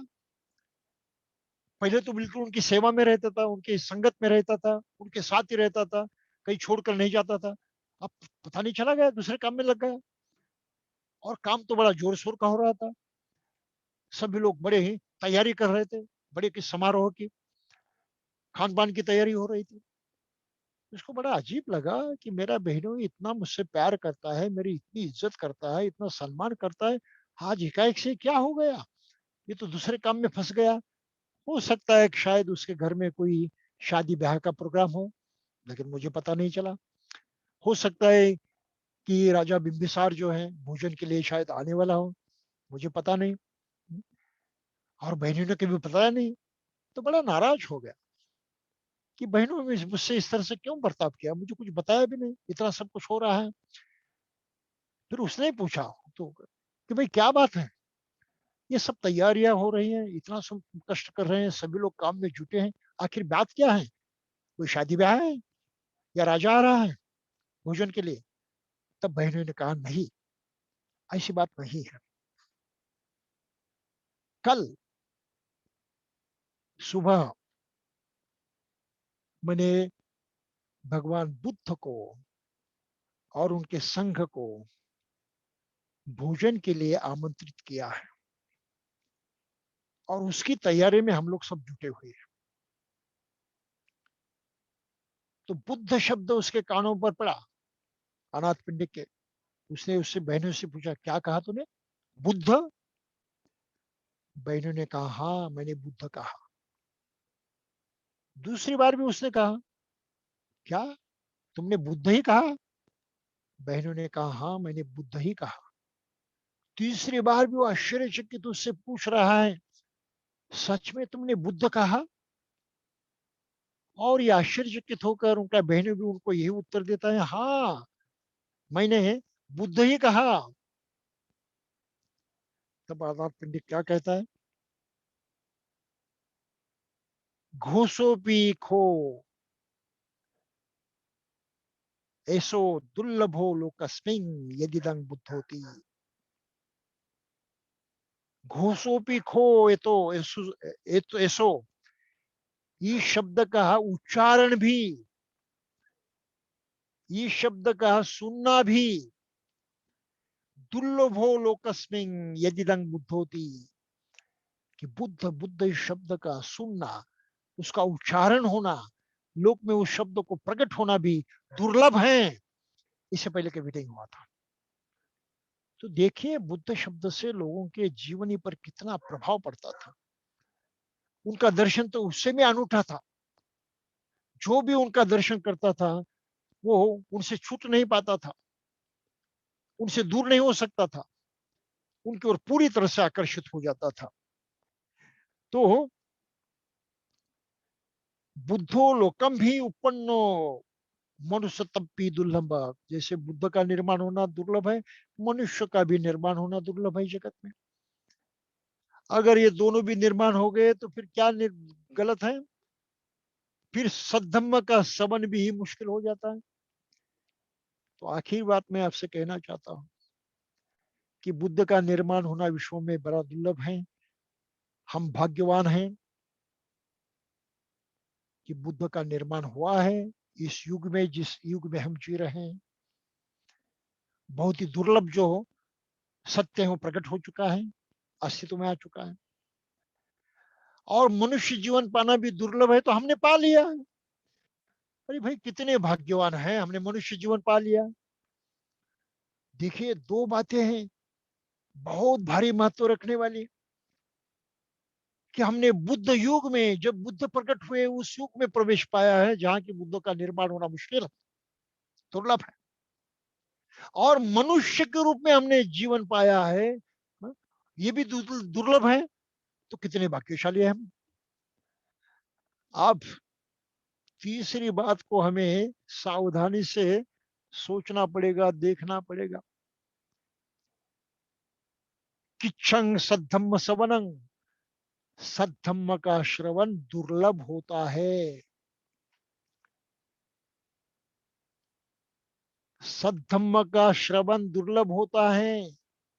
ये सुनने की अवधि नहीं मिलती, सुनने का समय नहीं मिलता, एकाक से कहीं सुनाने वाला भी नहीं मिलता। सौभाग्य से आज के जमाने में हम बुद्ध के धम्म को सुनने की योग्यता रखते हैं, और दुनिया में ढेर सारे लोग हैं ये बुद्ध के शब्द को, उनके धम्म को समझाने में अग्रसर हैं, काबिल हैं, समझाते आ रहे हैं, निरंतर उस तरह से प्रयास कर रहे हैं। तो धम्म का ज्ञान भी उपलब्ध है, सुनाने वाले समझाने वाले भी उपलब्ध हैं। तो भाई कमी किस बात की है? केवल एक बात की, केवल एक बात की कमी है कि हम चाहते नहीं, हम अज्ञान में फंसे हुए हैं। विश्व में बड़ी दुर्लभ, बड़ी कठिन ऐसी जो सत्यताएं हैं, बुद्ध का निर्माण होना, मनुष्य का रूप पाना, मनुष्य का जन्म पाना और सद्धम्म का सुनना, ये तीनों भी अत्यंत दुर्लभ बातें आज की तारीख को हमारे सामने उपलब्ध होने पर भी अगर हम सुन नहीं सकते, धम्म जान नहीं सकते, सुनने की इच्छा नहीं करते, बुद्ध से अगर नफरत करते हैं, दूरी रखते हैं, चाहत नहीं रखते, तो भैया हमारे मनुष्य होने का क्या मतलब रहा? मानो हमारा मनुष्य जीवन बर्बाद हुआ, उसका कोई मूल्य रहा, उसकी कोई कीमत रही, उसके लिए कोई भविष्य नहीं है, उसके लिए कोई अर्थ नहीं है। मनुष्य जीवन पाने के बाद भी आज के युग में अगर मनुष्य बुद्ध से और धम्म से दूर रहता है तो अपने जीवन को व्यर्थ गंवा देता है, बर्बाद कर देता है। ये बर्बादी जो है इसे संवरना बहुत जरूरी है। इसको जानना, पहचानना, देखना बड़ा जरूरी है। वो हिम्मत करना हमारे हाथ में है। अगर हमने बुद्ध को देखने का प्रयास किया तो बुद्ध दिखाई देंगे, धम्मों को जानने का प्रयास किया तो सिखाने वाले हैं, वो समझाएंगे। लेकिन करने की इच्छा वो तो खुद के मन में ही निर्माण होनी चाहिए। अगर वो निर्माण नहीं हो रही है हमारे मन में तो यकीन मानिए बहुत बुरे संकट में हम फंस गए हैं, बड़े बुरे अज्ञान में हम फंस चुके हैं। ये बहुत ही घातक है, बहुत ही दुखदाई है, बहुत ही विनाशक है। इस अज्ञान को हमें तोड़ना चाहिए, इससे ऊपर उठना चाहिए, बुद्ध को देखने की कोशिश करनी चाहिए, धम्म को जानने की कोशिश करनी चाहिए, और उसको अपनाकर हम जीते जी उस स्वर्ग को पाने की कोशिश में लगे रहें, तभी हमारे मनुष्य जीवन का कुछ सार्थक हो सकता है, अन्यथा नहीं। तो बुद्ध गुण जो है मनुष्य को पूर्णत्व की ओर जाने वाला एकमात्र रास्ता है।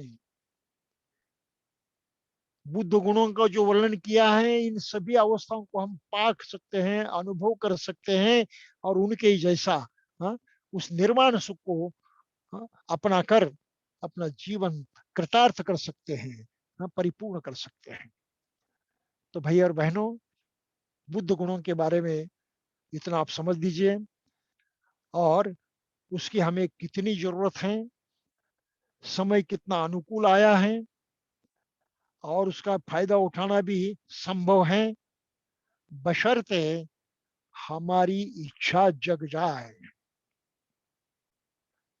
हमारे मन को भा जाए, हमारा मन उसको लेने के लिए तैयार हो जाए।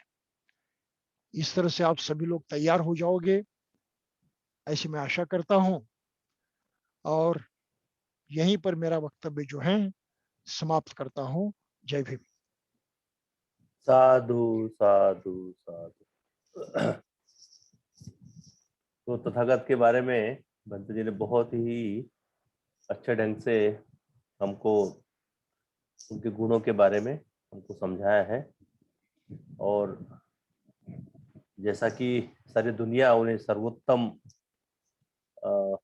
भूमिपुत्र के रूप में जानती है, तो उसमें उनमें क्या गुण होने चाहिए, क्या गुण थे, ये भंते जी ने अपनी वाणी से हमको सबको समझाया है। तो साथियों, मैं अभी मीटिंग ओपन कर रहा हूँ। जिसको भी सवाल पूछने हैं, 2-3 सवाल हम लोग ले लेते हैं। हाँ, तो सबसे पहले इंजीनियर मालीराम जी हैं, मैं उनको अनम्यूट कर रहा हूँ। हाँ जी, मेरी पूछिए। आवाज आ रही है? आ रही आवाज आ रही? हम्म। सबसे पहले तो प्रणाम। जय भी। मेरा पहला इच्छा कहो या सवाल कहो आपसे ही है जोगेश जी। हाँ जी। ये स्क्रीन के ऊपर जितने भी लोग हैं हम्म। वो वीडियो को ऑन नहीं करते, उससे उनकी फोटो नहीं पता चलती। वीडियो। तो फोटो यदि आएगी हाँ। तो हमें ये पता लगेगा कि हमारे लोग कितने जोश में हैं, कैसा बोलते हैं, कैसा सुनते हैं। तो सबको मेरे ख्याल से वीडियो जो है वो ऑन करना चाहिए। जनरली मैं कई अब पिछले साल भर से बहुत सारी चीजें अटेंड कर रहा हूँ, और ये ज्यादातर में यही है। ये पहला क्वेश्चन है मेरा। ओके। दूसरा मेरा बंते जी से है कि झुंझुनू के अंदर 8-10 लोगों को तो मैं जानता हूँ जो बौद्ध धर्म लेकर के आए हैं, लेकिन पता नहीं क्यों वो इंडिविजुअलिटी में रह जाते हैं। इवन घर में भी उनका कोई प्रभाव नहीं है। घर की पत्नी जो है वो भी शायद उस रूप में वो नहीं ढाल पाए। तो कहीं या तो हमारी स्ट्रेटेजी में कोई गड़बड़ है, या हम लोग केवल मात्र ये दिखावे के लिए कि मैंने बौद्ध धर्म ज्वाइन कर लिया और जगह जगह प्रचार कर देते हैं, मीटिंग में कह देते हैं मैं बौद्ध हो गया। तो ये मेरी पीड़ा है ये। तो हमारी कहीं ना कहीं कुछ कमी है स्ट्रेटेजी में, या क्या बात है। दूसरा, बंते जी ने शब्दों का बड़ा अच्छा समझाया है, जैसे सम्यक का क्या मतलब होता है, भगवान का क्या मतलब होता है। एक चीज में जरूर मेरे को थोड़ा सा लगा कि बंते जी ने ये कहा कि बार बार जन्म लेने का जो सिस्टम है तो इससे छुटकारा, जबकि तथागत बुद्ध ने तो इस चीज को नकार दिया था। उन्होंने तो कहा था कि ये जन्म मरण का जो चक्र है ये है ही नहीं। तीसरा मेरा जो है वो प्रश्न ये है कि जितने भी बनते हैं पूरे इंडिया में मेरे ख्याल से लाखों होंगे, लेकिन उनमें से कोई एक ऐसा भारत में नहीं नजर आता जिसको अपन ये कहें कि ये सबसे सुप्रीम है। और फिर उसके बाद में जितने भी धर्म प्रचारक हुए हैं उन लोगों ने घर छोड़ करके और देश का भ्रमण किया है, और देश का भ्रमण करने के बाद में जागृति आई है। आज मैं कहीं स्पीच दूंगा बौद्ध धर्म का तो मेरी नहीं मानी जाएगी, लेकिन बंते जी कहेंगे उस बात का एक वजन होगा। तो चाहे विवेकानंद लो, पूरे देश में भ्रमण किया, बुद्ध ले लो, उन्होंने पूरे देश का भ्रमण किया। हमारे बंते जितने भी हैं वो कहीं भ्रमण नहीं कर रहे हैं, अपने अपने मठों में बैठे हुए हैं। और इस कारण से मेरे ख्याल से ये तो व्हीकल है जो प्रचार प्रसार का, ये आगे नहीं बढ़ पा रहा है। बस मैं इतना ही कहना चाहता हूँ। माफी चाहता हूँ कोई बात ऐसी कहती हो। नहीं, कोई बात नहीं। आपने पहला सवाल का मैं जवाब दे दूं, क्योंकि आपने मुझे पूछा ना। क्या है मालीराम जी, ये अगर सारे लोग वीडियो ऑन कर देंगे ना तो नेटवर्क का जो प्रॉब्लम है ना, बैंडविड्थ जिसको हम कहते हैं, क्योंकि आप इंजीनियर है जानते हैं, बैंडविड्थ जो है ना वो बहुत लो हो जाती है। और उससे फिर बैंडविड्थ लो होने से फिर जो स्पीकर है उसकी उनकी आवाज जो है वो हम तक नहीं पहुंचती, उसमें बहुत सारा डिस्टर्बेंसेस होते हैं। तो इसलिए बेटर ये है कि सभी लोग जो है वो वीडियो ऑफ रखे। एक दो लोग तो रखते हैं, जैसे आपका वीडियो ऑन था, बाकी लोगों का था, 2-3 लोगों का। बाकी इसमें मोस्ट ऑफ द टाइम ये हम लोगों से अपेक्षा यही करते हैं कि थोड़ी देर के लिए वीडियो ऑफ, एटलीस्ट जब तक भंते जी की देशना चल रही है तब तक आप वीडियो ऑफ रखिए। और जब वो हो जाएगी देशना उसके बाद में you can start your video. वो इसका टेक्निकल, हाँ इसका टेक्निकल रीजन है, इसका। हाँ जी, हाँ जी, हाँ भंते जी, तुम्हें, हाँ यस, हाँ नहीं, हाँ जी। देखिए, बुद्ध धम्म जो हैं ये प्रत्यक्षात उस शिक्षा के अनुसार जीने का मार्ग है। तत्वों को हम समझे, शिक्षा को हम जाने, और अगर उसको प्रत्यक्षात लाने की कुछ भी कोशिश ना करें तो अपना स्वयं का उस जीवन मार्ग को पाना भी मुश्किल माना जाता है। आपने उसको नहीं पाया है, नहीं अपनाया है। जानकारी केवल अपनायापन नहीं होता, एक्सेप्टेंस नहीं होता। थोड़ा सा भी किया तो एक्सेप्टेंस हो जाता है। और इसके बहुत भारी पैमाने पर भिक्षु भी हो या उपासक भी हो, करने के मामले में बहुत पिछड़े हैं। यह हकीकत है। और जानने के मामले में बहुत अग्रसर है, बहुत जानकारी रखते हैं, बहुत सारा ज्ञान रखते हैं, और बहुत ही उस पर वाद विवाद भी कर सकते हैं। लेकिन धम्म ये वाद विवाद का विषय नहीं है। ये प्रत्यक्षात एक दूसरी छोटी सी बात आदमी के दिलों में प्रस्थापित कर उसको उस तरह से आचरण करने के लिए तैयार करना, इसको धम्म प्रचार कहते हैं। और ये प्रयास जितनी मात्रा में होना चाहिए वो नहीं हो रहा है। भिक्षुओं ने सब ओर घूमना चाहिए, बुद्ध ने उस जमाने में कहा। कारण वैसे ही थे, क्योंकि जो कम्युनिकेशन के माध्यम थे वो दूसरे थे ही नहीं। किताबें नहीं थी और कुछ नहीं था। केवल मनुष्य एक दूसरे से वार्तालाप करते हुए ही अपने ज्ञान की आदान प्रदान कर सकता था। धम्म का वही हाल था।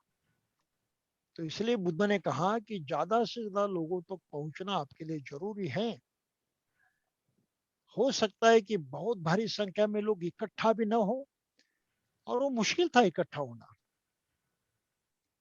रात के समय तो बड़ा मुश्किल था, क्योंकि संध्या होने के काल कोई स्ट्रीट लाइट नहीं थे और ऐसी कोई व्यवस्था नहीं थी गाँव में उस जमाने में। घर में दिया होता था, बस उतना ही काफी। बाहर अंधकारी होता था, कहाँ लोग जमेंगे, कहाँ इकट्ठा आ जाएंगे, कहाँ सीखेंगे। तो इन सब बातों को देखते हुए बुद्ध ने उस वक्त कहा कि नहीं, दिन का समय जितना आपको मिलता है, जहां आप औरों से संपर्क स्थापित कर उनको कुछ सिखा सकते हैं, पढ़ा सकते हैं, वो जरूर करते रहे। आज के जमाने में कम्युनिकेशन के साधन इतने पर्याप्त हो गए हैं, इतने अधिक हो गए हैं, क्या प्रत्यक्ष भिक्षु को और किसी को जाकर मिलने की भी जरूरत नहीं है, जैसे हम लोग अभी कर रहे हैं ना। अब पहले तो एक भिक्षु एक ही आदमी के पास जाया करता था, उसकी सहायता करता था। आज के जमाने में ऐसी व्यवस्था हो गई कि एक भिक्षु एक जगह बैठकर बात करेगा और आप इतने सारे ढेर सारे लोग सुनते रहेंगे, इतना संपर्क बढ़ जाएगा। तो ये जो परिस्थिति है, इसमें जो बदलाव आए हैं उसको देखते हुए ये जरूरी नहीं कि भिक्षु अभी हर आदमी के पास पहुंचे। हाँ, एक बात बहुत जरूरी है कि चाहे कुछ भी हो, भिक्षु जिस किसको धम्म देशना देने के अवस्था में है, देने की स्थिति में है, वो परिस्थिति निर्माण हो चुके हैं, तब उसने भरसक कोशिश ये करनी चाहिए कि उन लोगों को ऐसे मोटिवेट करें, ऐसी उत्तेजना दे, इस तरह से प्रभावित करें कि वे प्रत्यक्षात कुछ ना कुछ करने की ठान ले, करने की जिद उनके मन में आ जाए। ये प्रोत्साहन देना, ये चेतावनी देना हर भिक्षु के लिए संभव है, जिस किसी भी माध्यम का प्रयोग करते हुए वो धम्म का प्रचार करेगा। तो आज की तारीख को इस तरह से अलग अलग प्रकार से कुछ हो सकता है, और धम्म प्रचार नहीं हो रहा है इसका अर्थ कुछ अलग है। मेरी समझ में सिर्फ इतना ही अर्थ है कि लोगों को उतना, यानी उत्तेजित नहीं किया जाता कि उस उत्तेजना को पाकर वो प्रत्यक्षात आचरण करने लगे। ये कमजोरी है धम्म प्रचार में सब जगह।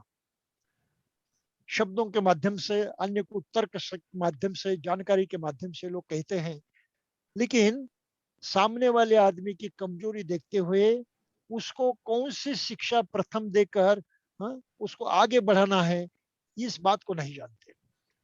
और इसको जानने वाले लोग सक्षम प्रचार कर सकते हैं। सभी के लिए संभव नहीं है। हो सकता है सुधार हो जाएगा, क्योंकि भिक्षुओं को भी बहुत प्रैक्टिस करनी पड़ती है, आचरण करना पड़ता है, जानना पड़ता है, चिंतन मनन करना करता है, करके देखना पड़ता है, तब कहीं वो और किसी को कुछ बताने के काबिल हो जाते हैं। और अक्सर बहुत ज्यादा भिक्षु हैं, ये इस योग्यता को पाना भी नहीं चाहते। पाने की भी व्यवस्था नहीं है, व्यवस्था होने पर वो उतना जोर भी नहीं देते। तो भिक्षुओं की अपने कमजोरी होने के कारण धम्म प्रचार में भी कमजोरी नजर आती है। तो बस इतनी बात आप ध्यान में रखें।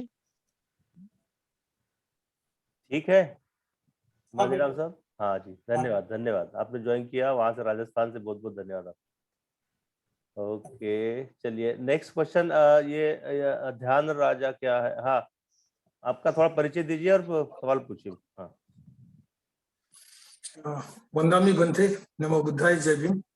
हाँ, बंथे जी का काफी अच्छा प्रवचन हो गया है और इससे इंस्पायरेशन जो बंथे जी ने लाया कि बुद्ध की जो अवस्था है वाकई अलौकिक आश्चर्यकारक है। पाने की चाहत तो बनती है, लेकिन हम संसारिक लोग होने के कारण हम इतने बड़े नेम फेम प्रॉपर्टी या जो भी भौतिक जो अटैचमेंट है, वो अटैचमेंट हम संसारिक लोग तोड़ नहीं पाते। और जो लोकवग्ग में जो गाथा बताई है, जैसे कि धम्मपद का लोकवग्ग है, पथव्या रज्जेन सगस्य गमनेन वा सब लोकाधिपति पच्चेन श्रोतपत्ति फलवरम। यानी कि हमारा वही लक्ष्य है कि हम पृथ्वी का कैसे राजा बने, स्वर्ग का सुख कैसे हम पाए, या हम सब लोगों को नेता कैसे बने, या प्रॉपर्टी कैसे ज्यादा से ज्यादा। ये हम संसारिक लोगों की जो बड़ी खामियां है, उस खामियों को कैसे हम तोड़ सकते, ताकि एक जो बाबा साहब का जो सपना था कि भंते जी बोले तो रोल मॉडल है भारतीय लोगों में, पूरे जगत के लिए। तो भंते जी ने कैसे इतने बड़ी और सबकी जो बंधन है भौतिक, वो कैसे प्रेरणा ली, कैसे तोड़े, वो भी थोड़ा सा मैं जानना चाहता हूँ। और हम भौतिक लोग जो है, संसारिक लोग, वो भी हमारी पकड़ कैसे ढीली हो जाए, इसके बारे में थोड़ा से कुछ हिंट दिया, कुछ बताए तो अच्छा रहेगा। ठीक है, धन्यवाद बंते जी। ठीक, ओके। क्या है, धम्म जीवन जो है उसको पाने के लिए कुछ पूर्व तैयारी करनी होती है। और उस पूरी तैयारी में पहली मानसिक अवस्था ये होती है कि धम्म तो हमारे लिए अनोखा है, अलग है, नया है, उसके करीब जाने का मौका मिल रहा है। और ये मौका पाना मेरे लिए कितना महत्वपूर्ण है, वो तब समझ में आएगा कि हम स्वयं को वास्तविक स्थिति में समझने की कोशिश करेंगे। भाई मैं तो कुछ भी नहीं हूँ, एक मनुष्य होने के नाते भी मुझ में कोई खासियत नहीं है, कोई विशेषता नहीं है, मैं तो बिल्कुल अज्ञानी हूँ। और एक एक कण को मैं अभी हा? हा? लेने जा रहा हूँ, धम्म शिक्षा के एक एक कण को मैं लेने जा रहा हूँ। तो बहुत विनय पूर्वक आपको धम्म का स्वीकार करना पड़ता है। धम्म का स्वीकार करने के बाद और करते वक्त आप अगर किसी भ्रम में रहते हैं, हाँ मैं ना कुछ हूं, मैं बौद्ध बनाऊं लेकिन मेरी कुछ खासियत है, मेरा अलगपन है, मेरा बड़प्पन है, तो आपने धम्मों को पाया ही नहीं, क्योंकि वो मानसिकता आपके पास नहीं थी। तो इस तरह से ये बिल्कुल जो विनय भाव है, ये विनय का होना बहुत जरूरी होता है। जितने आप विनीत होंगे उतना धम्म ग्रहण करना आपके लिए सुलभ होगा। और विनीत न होते हुए धम्म के नाम से भी आप जितना दिखावा करते रहोगे, जितना कुछ खासियत जताते रहोगे और उन पर कुछ प्रभाव डालने की कोशिश करते रहोगे, आप धम्म से पूरी तरह से दूर रहोगे। जैसे हम कोई दाल पकाते हैं और चम्मच से खाते हैं, चम्मच तो उस दाल में डुबो कर रखते हैं हम लोग, लेकिन उसको, चम्मच को उस दाल का कोई लेन देन नहीं है, और उसकी रुचि भी चम्मच को कभी समझते नहीं। तो हम धम्मों को ग्रहण करते हैं और फिर भी अपनी खास अलग खासियत, अलगपन, बड़प्पन कहे या और कुछ कहे, हाँ मैं कुछ हूँ, खास हूँ, तो आपके हालत उस चम्मच जैसे हो जाते हैं जो धम्म के रस से दूर रहता है। और इसलिए धम्म का स्वीकार करना पड़ता है बड़े विनीत भाव से। और बुद्ध धर्म में ये विनीत भाव जो है दो प्रकार से प्रकट होता है। पहला भाव है कि आप केवल सामान्य आदमी हैं और सामान्य आदमी होने के बाद आप प्रयास कर रहे हैं कि कुछ न कुछ शिक्षा को लेकर आगे बढ़ें। तो शिक्षा लेने की ये जो नम्रता है, विनम्रता है, इस विनम्रता को प्रकट करते हुए आपने शिक्षा को लेना है। और जब ये मानसिक स्थिति में हम आकर वो लेते हैं और गृहस्थी जीवन जीने की ही राह चलते हैं, तो ऐसे लोगों को उपासक कहा जाता है, उपासिका कहा जाता है। ये अपने में एक दीक्षा है, एक लेने की पद्धति है, धम्म ग्रहण करने की पद्धति है। विनित भाव, विनम्रता उससे प्रकट होती है। और जो ग्रह त्याग करते हुए इस जीवन को अपनाना चाहते विनित भाव से, वो भिक्षुआ भिक्षुणी बन जाते हैं, सब कुछ छोड़ देते हैं। व्यावहारिक जिसको हम कहते हैं अपने मालकियत होती है, इन सभी बातों को छोड़ देते हैं। तो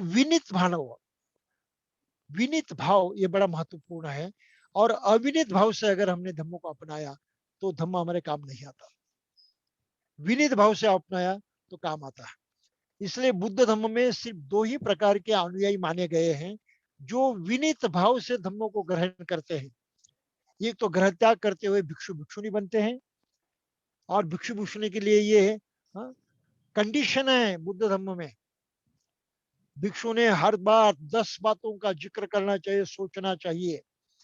इसमें पहली बात है कि व्यावहारिक जगत में, गृहस्थी जीवन में मेरे जो भी कुछ लाभ थे, जो पद थे, जो प्रतिष्ठाएं थे, जो बड़प्पन था, जो मालकियत की चीजें थी, इन सब का मैंने त्याग कर दिया। उसमें से किसी चीज को मैं अपनाऊंगा नहीं। एक मनुष्य होने के बाद कारण बिल्कुल विनित भाव से मैं धम्म की एक एक शिक्षा ग्रहण करूंगा। पुराना सब छोड़ दिया। उपासक को भी वही करना पड़ता है, सिर्फ गृहस्थी नहीं छोड़ सकता हो, लेकिन अन्य बड़प्पन की जो बातें हैं, मानपान की बातें हैं, पद प्रतिष्ठाएं हैं, मालकियत हैं, अहंकार वगैरह की बातें हैं, बड़प्पन की बातें, उनको त्यागना पड़ता है। इसको ही विनय कहा गया है बुद्ध धर्म में। और बुद्ध की शिक्षा दो शब्दों में कही जाती है, और यही वर्णन हमें पाली त्रिपिटक में यत्र तत्र सर्वत्र दिखाई देता है। कौन सा? धम्म विनय। विनय के बगैर धम्म ग्रहण नहीं किया जा सकता। धम्मों को अपनाना विनय के बगैर संभव नहीं है। दोनों को एक साथ अपनाया जाता है। नम्रता नहीं है, विनय नहीं है, तो धम्म कितना भी रटो, याद करो, सीखो, जानो, कुछ फायदा नहीं है। तो ये विनम्रता जो है ये दुनियादारी में जरा हमारा रास्ता रोक लेती है और हम किसी भी अहंकार में, बड़प्पन में या कुछ खासियत में, अपने अलगपन में फंस जाते हैं और उसी वक्त धर्म से हमारा संबंध टूट जाता है, आचरण से हम दूर हो जाते हैं। ठीक है, ठीक है का? Okay, hello, yes yes, okay, ठीक ठीक, धन्यवाद धन्यवाद, साधु साधु साधु। ओके। लास्ट क्वेश्चन ले लेते हैं, एक दीपक गायकवाड़ जी है, लास्ट। हाँ, गायकवाड़ जी, इशारा अनम्यूट करा या? Yes, thank you. हाँ Thank you, sir. हाँ, इशारा। धन्यवाद बंते जी, आपने बुद्ध के जो गुण है वो आपने बहुत ही अच्छी तरीके से एक्सप्लेन करके बताए हैं। आपका बहुत ही धन्यवाद, साधुवाद। लेकिन आपने जो शुरुआत में जो कहा कि बुद्ध और रूपक की जब भेंट होती है तो रूपक उन्हें पूछता है कि आप कौन है, आप देवता है या किन्नर है या फिर और जो कोई मनुष्य है या और कुछ है, पूछता है। तो वो कहे, आपने कहा कि इस बुद्ध कहते हैं कि मैं नहीं हूँ, मैं मनुष्य भी नहीं हूँ। तो फिर बुद्ध की अवस्था क्या है? वही बुद्ध तो अभी मनुष्य है या नहीं है? ठीक है, ओके। अब ओके, पूरे प्रवचन में इसी पर तो बल दिया गया है कि बुद्ध की अवस्था इन सबसे अनोखी है, सबसे बेहतरीन है, सबसे ऊंची है, कि उनको मनुष्य कहना मुश्किल है। और खुद पाली त्रिपिटक में बहुत सारी जगह बुद्ध का वर्णन आश्चर्य पुरुष कहा गया है। आश्चर्य पुरुष, आश्चर्यकारक मनुष्य, क्योंकि आम जनता आश्चर्यकारक तो नहीं है, बुद्ध आश्चर्यकारक है क्योंकि मनुष्य से बढ़कर उनके पास और कुछ है जो आम मनुष्य के पास नहीं है। वो आश्चर्यकारक मनुष्य है क्योंकि मनुष्य देह उन्होंने पाया है, उनका अस्तित्व स्पष्ट है मनुष्य का। देव वगैरह जो करते हैं, यक्ष किन्नर कहते हैं, ये कोई ऐसी अवस्थाएं हैं ऐसा कहते हैं, लेकिन उनका अस्तित्व किस प्रकार का होता है इसका ज्ञान किसी को नहीं है। लेकिन ऐसे अगर अवस्थाएं हैं, लोग अगर मानते हैं उनको, तो उन अवस्था से भी परी अवस्था, बढ़कर अवस्था, उच्चतर अवस्था बुद्ध की है, मनुष्य होते हुए भी। तो इसलिए बुद्ध को अनुत्तर कहा गया है। उनके जैसा जो अस्तित्व की हम संकल्पना करते हैं, अलग अलग स्तर होते हैं। और बुद्ध धर्म में माना है कि प्राणियों का अस्तित्व 31 स्तर पर होता है, 31 लेवल्स ऑफ एग्जिस्टेंस। ये बिल्कुल अलग शब्द है और ये जानने की बात है, ये चर्चा करने की बात नहीं है। तो इस प्रकार की जानकारी हम बुद्ध धर्म से पाते हैं, वो मानने की आवश्यकता नहीं है। सिर्फ हमें इस बात को कबूल करना जरूरी है कि बुद्ध आम जनता जैसा, आम आदमी जैसा आदमी नहीं है। और जो ईश्वर वगैरह है, इनकी जो हम कल्पना करते हैं उस कल्पना से भी परे हैं। क्योंकि ईश्वरीय कल्पना में हम यही देखते हैं कि ईश्वर के मन में राग होता है, द्वेष होता है, लोभ होता है। हाँ, ये कोई ना कोई विकार होते हैं, उनका आचरण भी गलत होता है। जो कुछ जानकारी हमारे सामने आज तक प्रकट हुई है अलग अलग धर्म से, इसे पता चलता है। तो निश्चय ही बुद्ध उस कैटेगरी के नहीं थे, बुद्ध उनसे भी बढ़कर थे। तो बुद्ध का अस्तित्व अनोखा है, लोकोत्तर है, इस तरह से कहा जाता है। बस जितनी बात हम ध्यान में रखें, और उसका अनुभव हम कर सकते हैं अगर हमने हमारे मन का द्वेष नष्ट किया, हमारी लोभ किया तृष्णा की भावना नष्ट कर दी, हमारे अपने अज्ञान को हमने नष्ट कर दिया, तो हम प्रत्यक्षात बुद्ध का जो अनुभव था उस अनुभव को पा लेते हैं। बुद्ध की जो अवस्था थी उस अवस्था को वही हम अनुभव कर सकते हैं।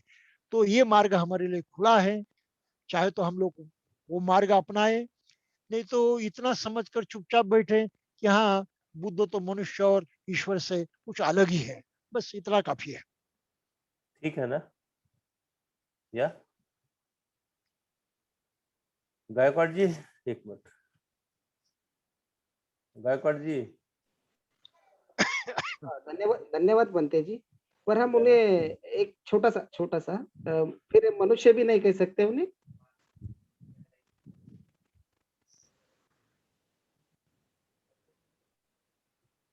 है। क्या बोल रहे गायकवाड़ जी?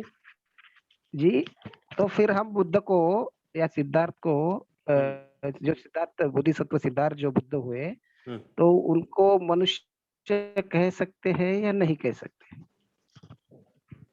हम उनको सामान्य मनुष्य बिल्कुल नहीं कह सकते।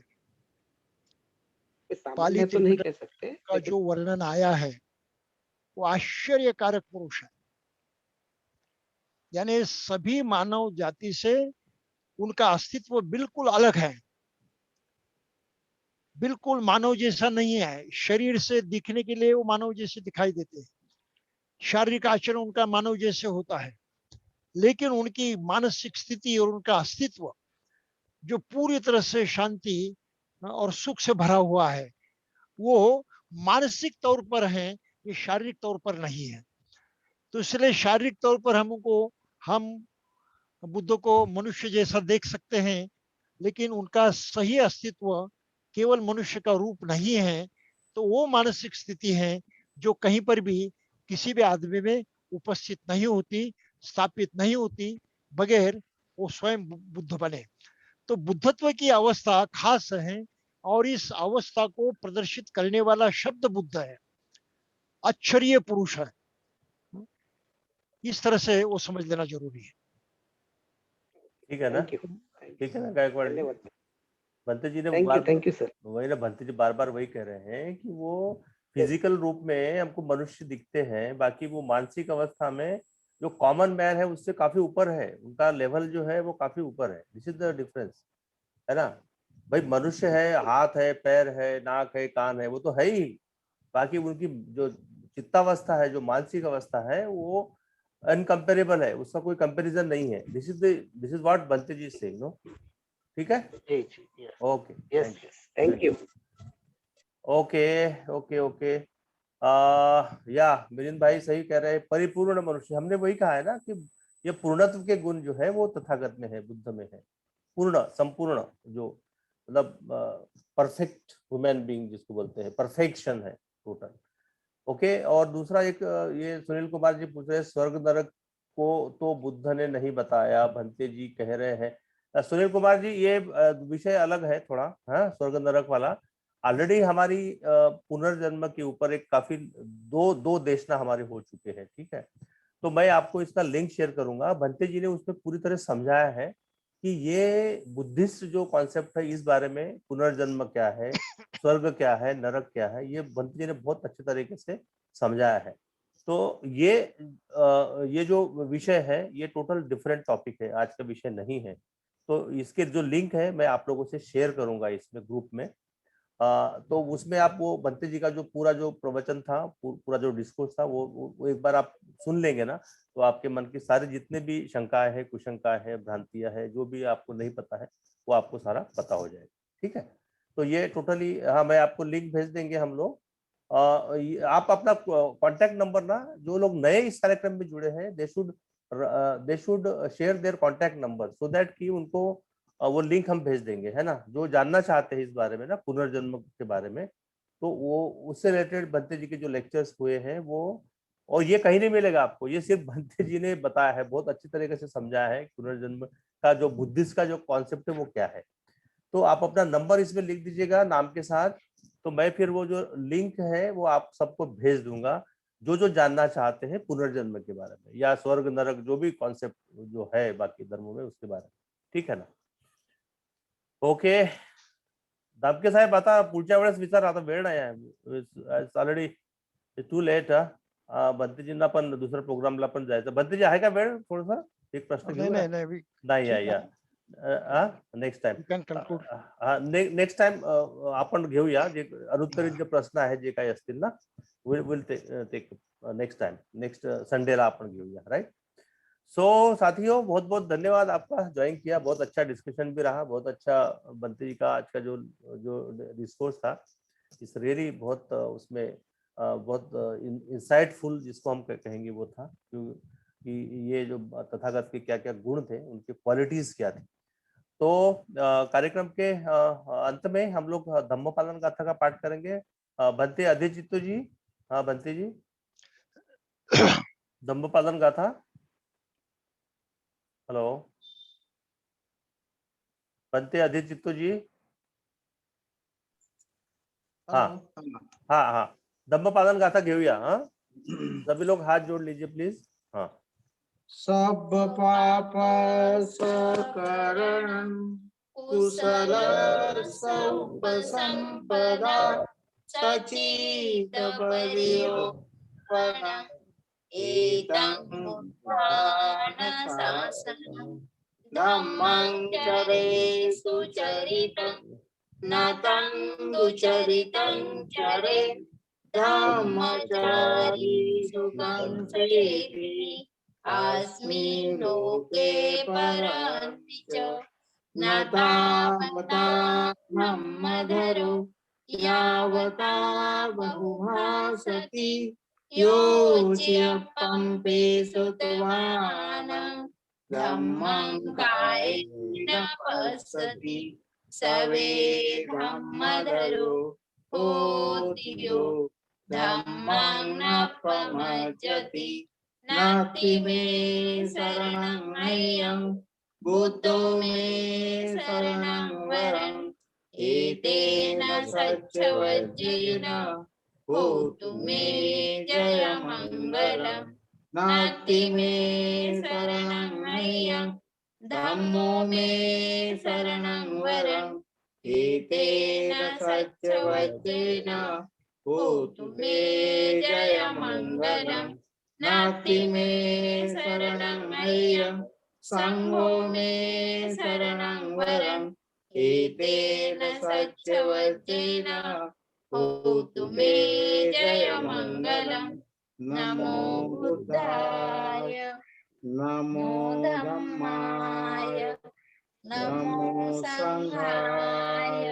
साधु साधु साधु बुद्धं नमामि धम्मं नमामि संघं नमामि पुन्हा एकदा भंतेजीसाठी बुद्धं नमामि धम्मं नमामि संघं नमामि अहं वंदामि सर्वदा।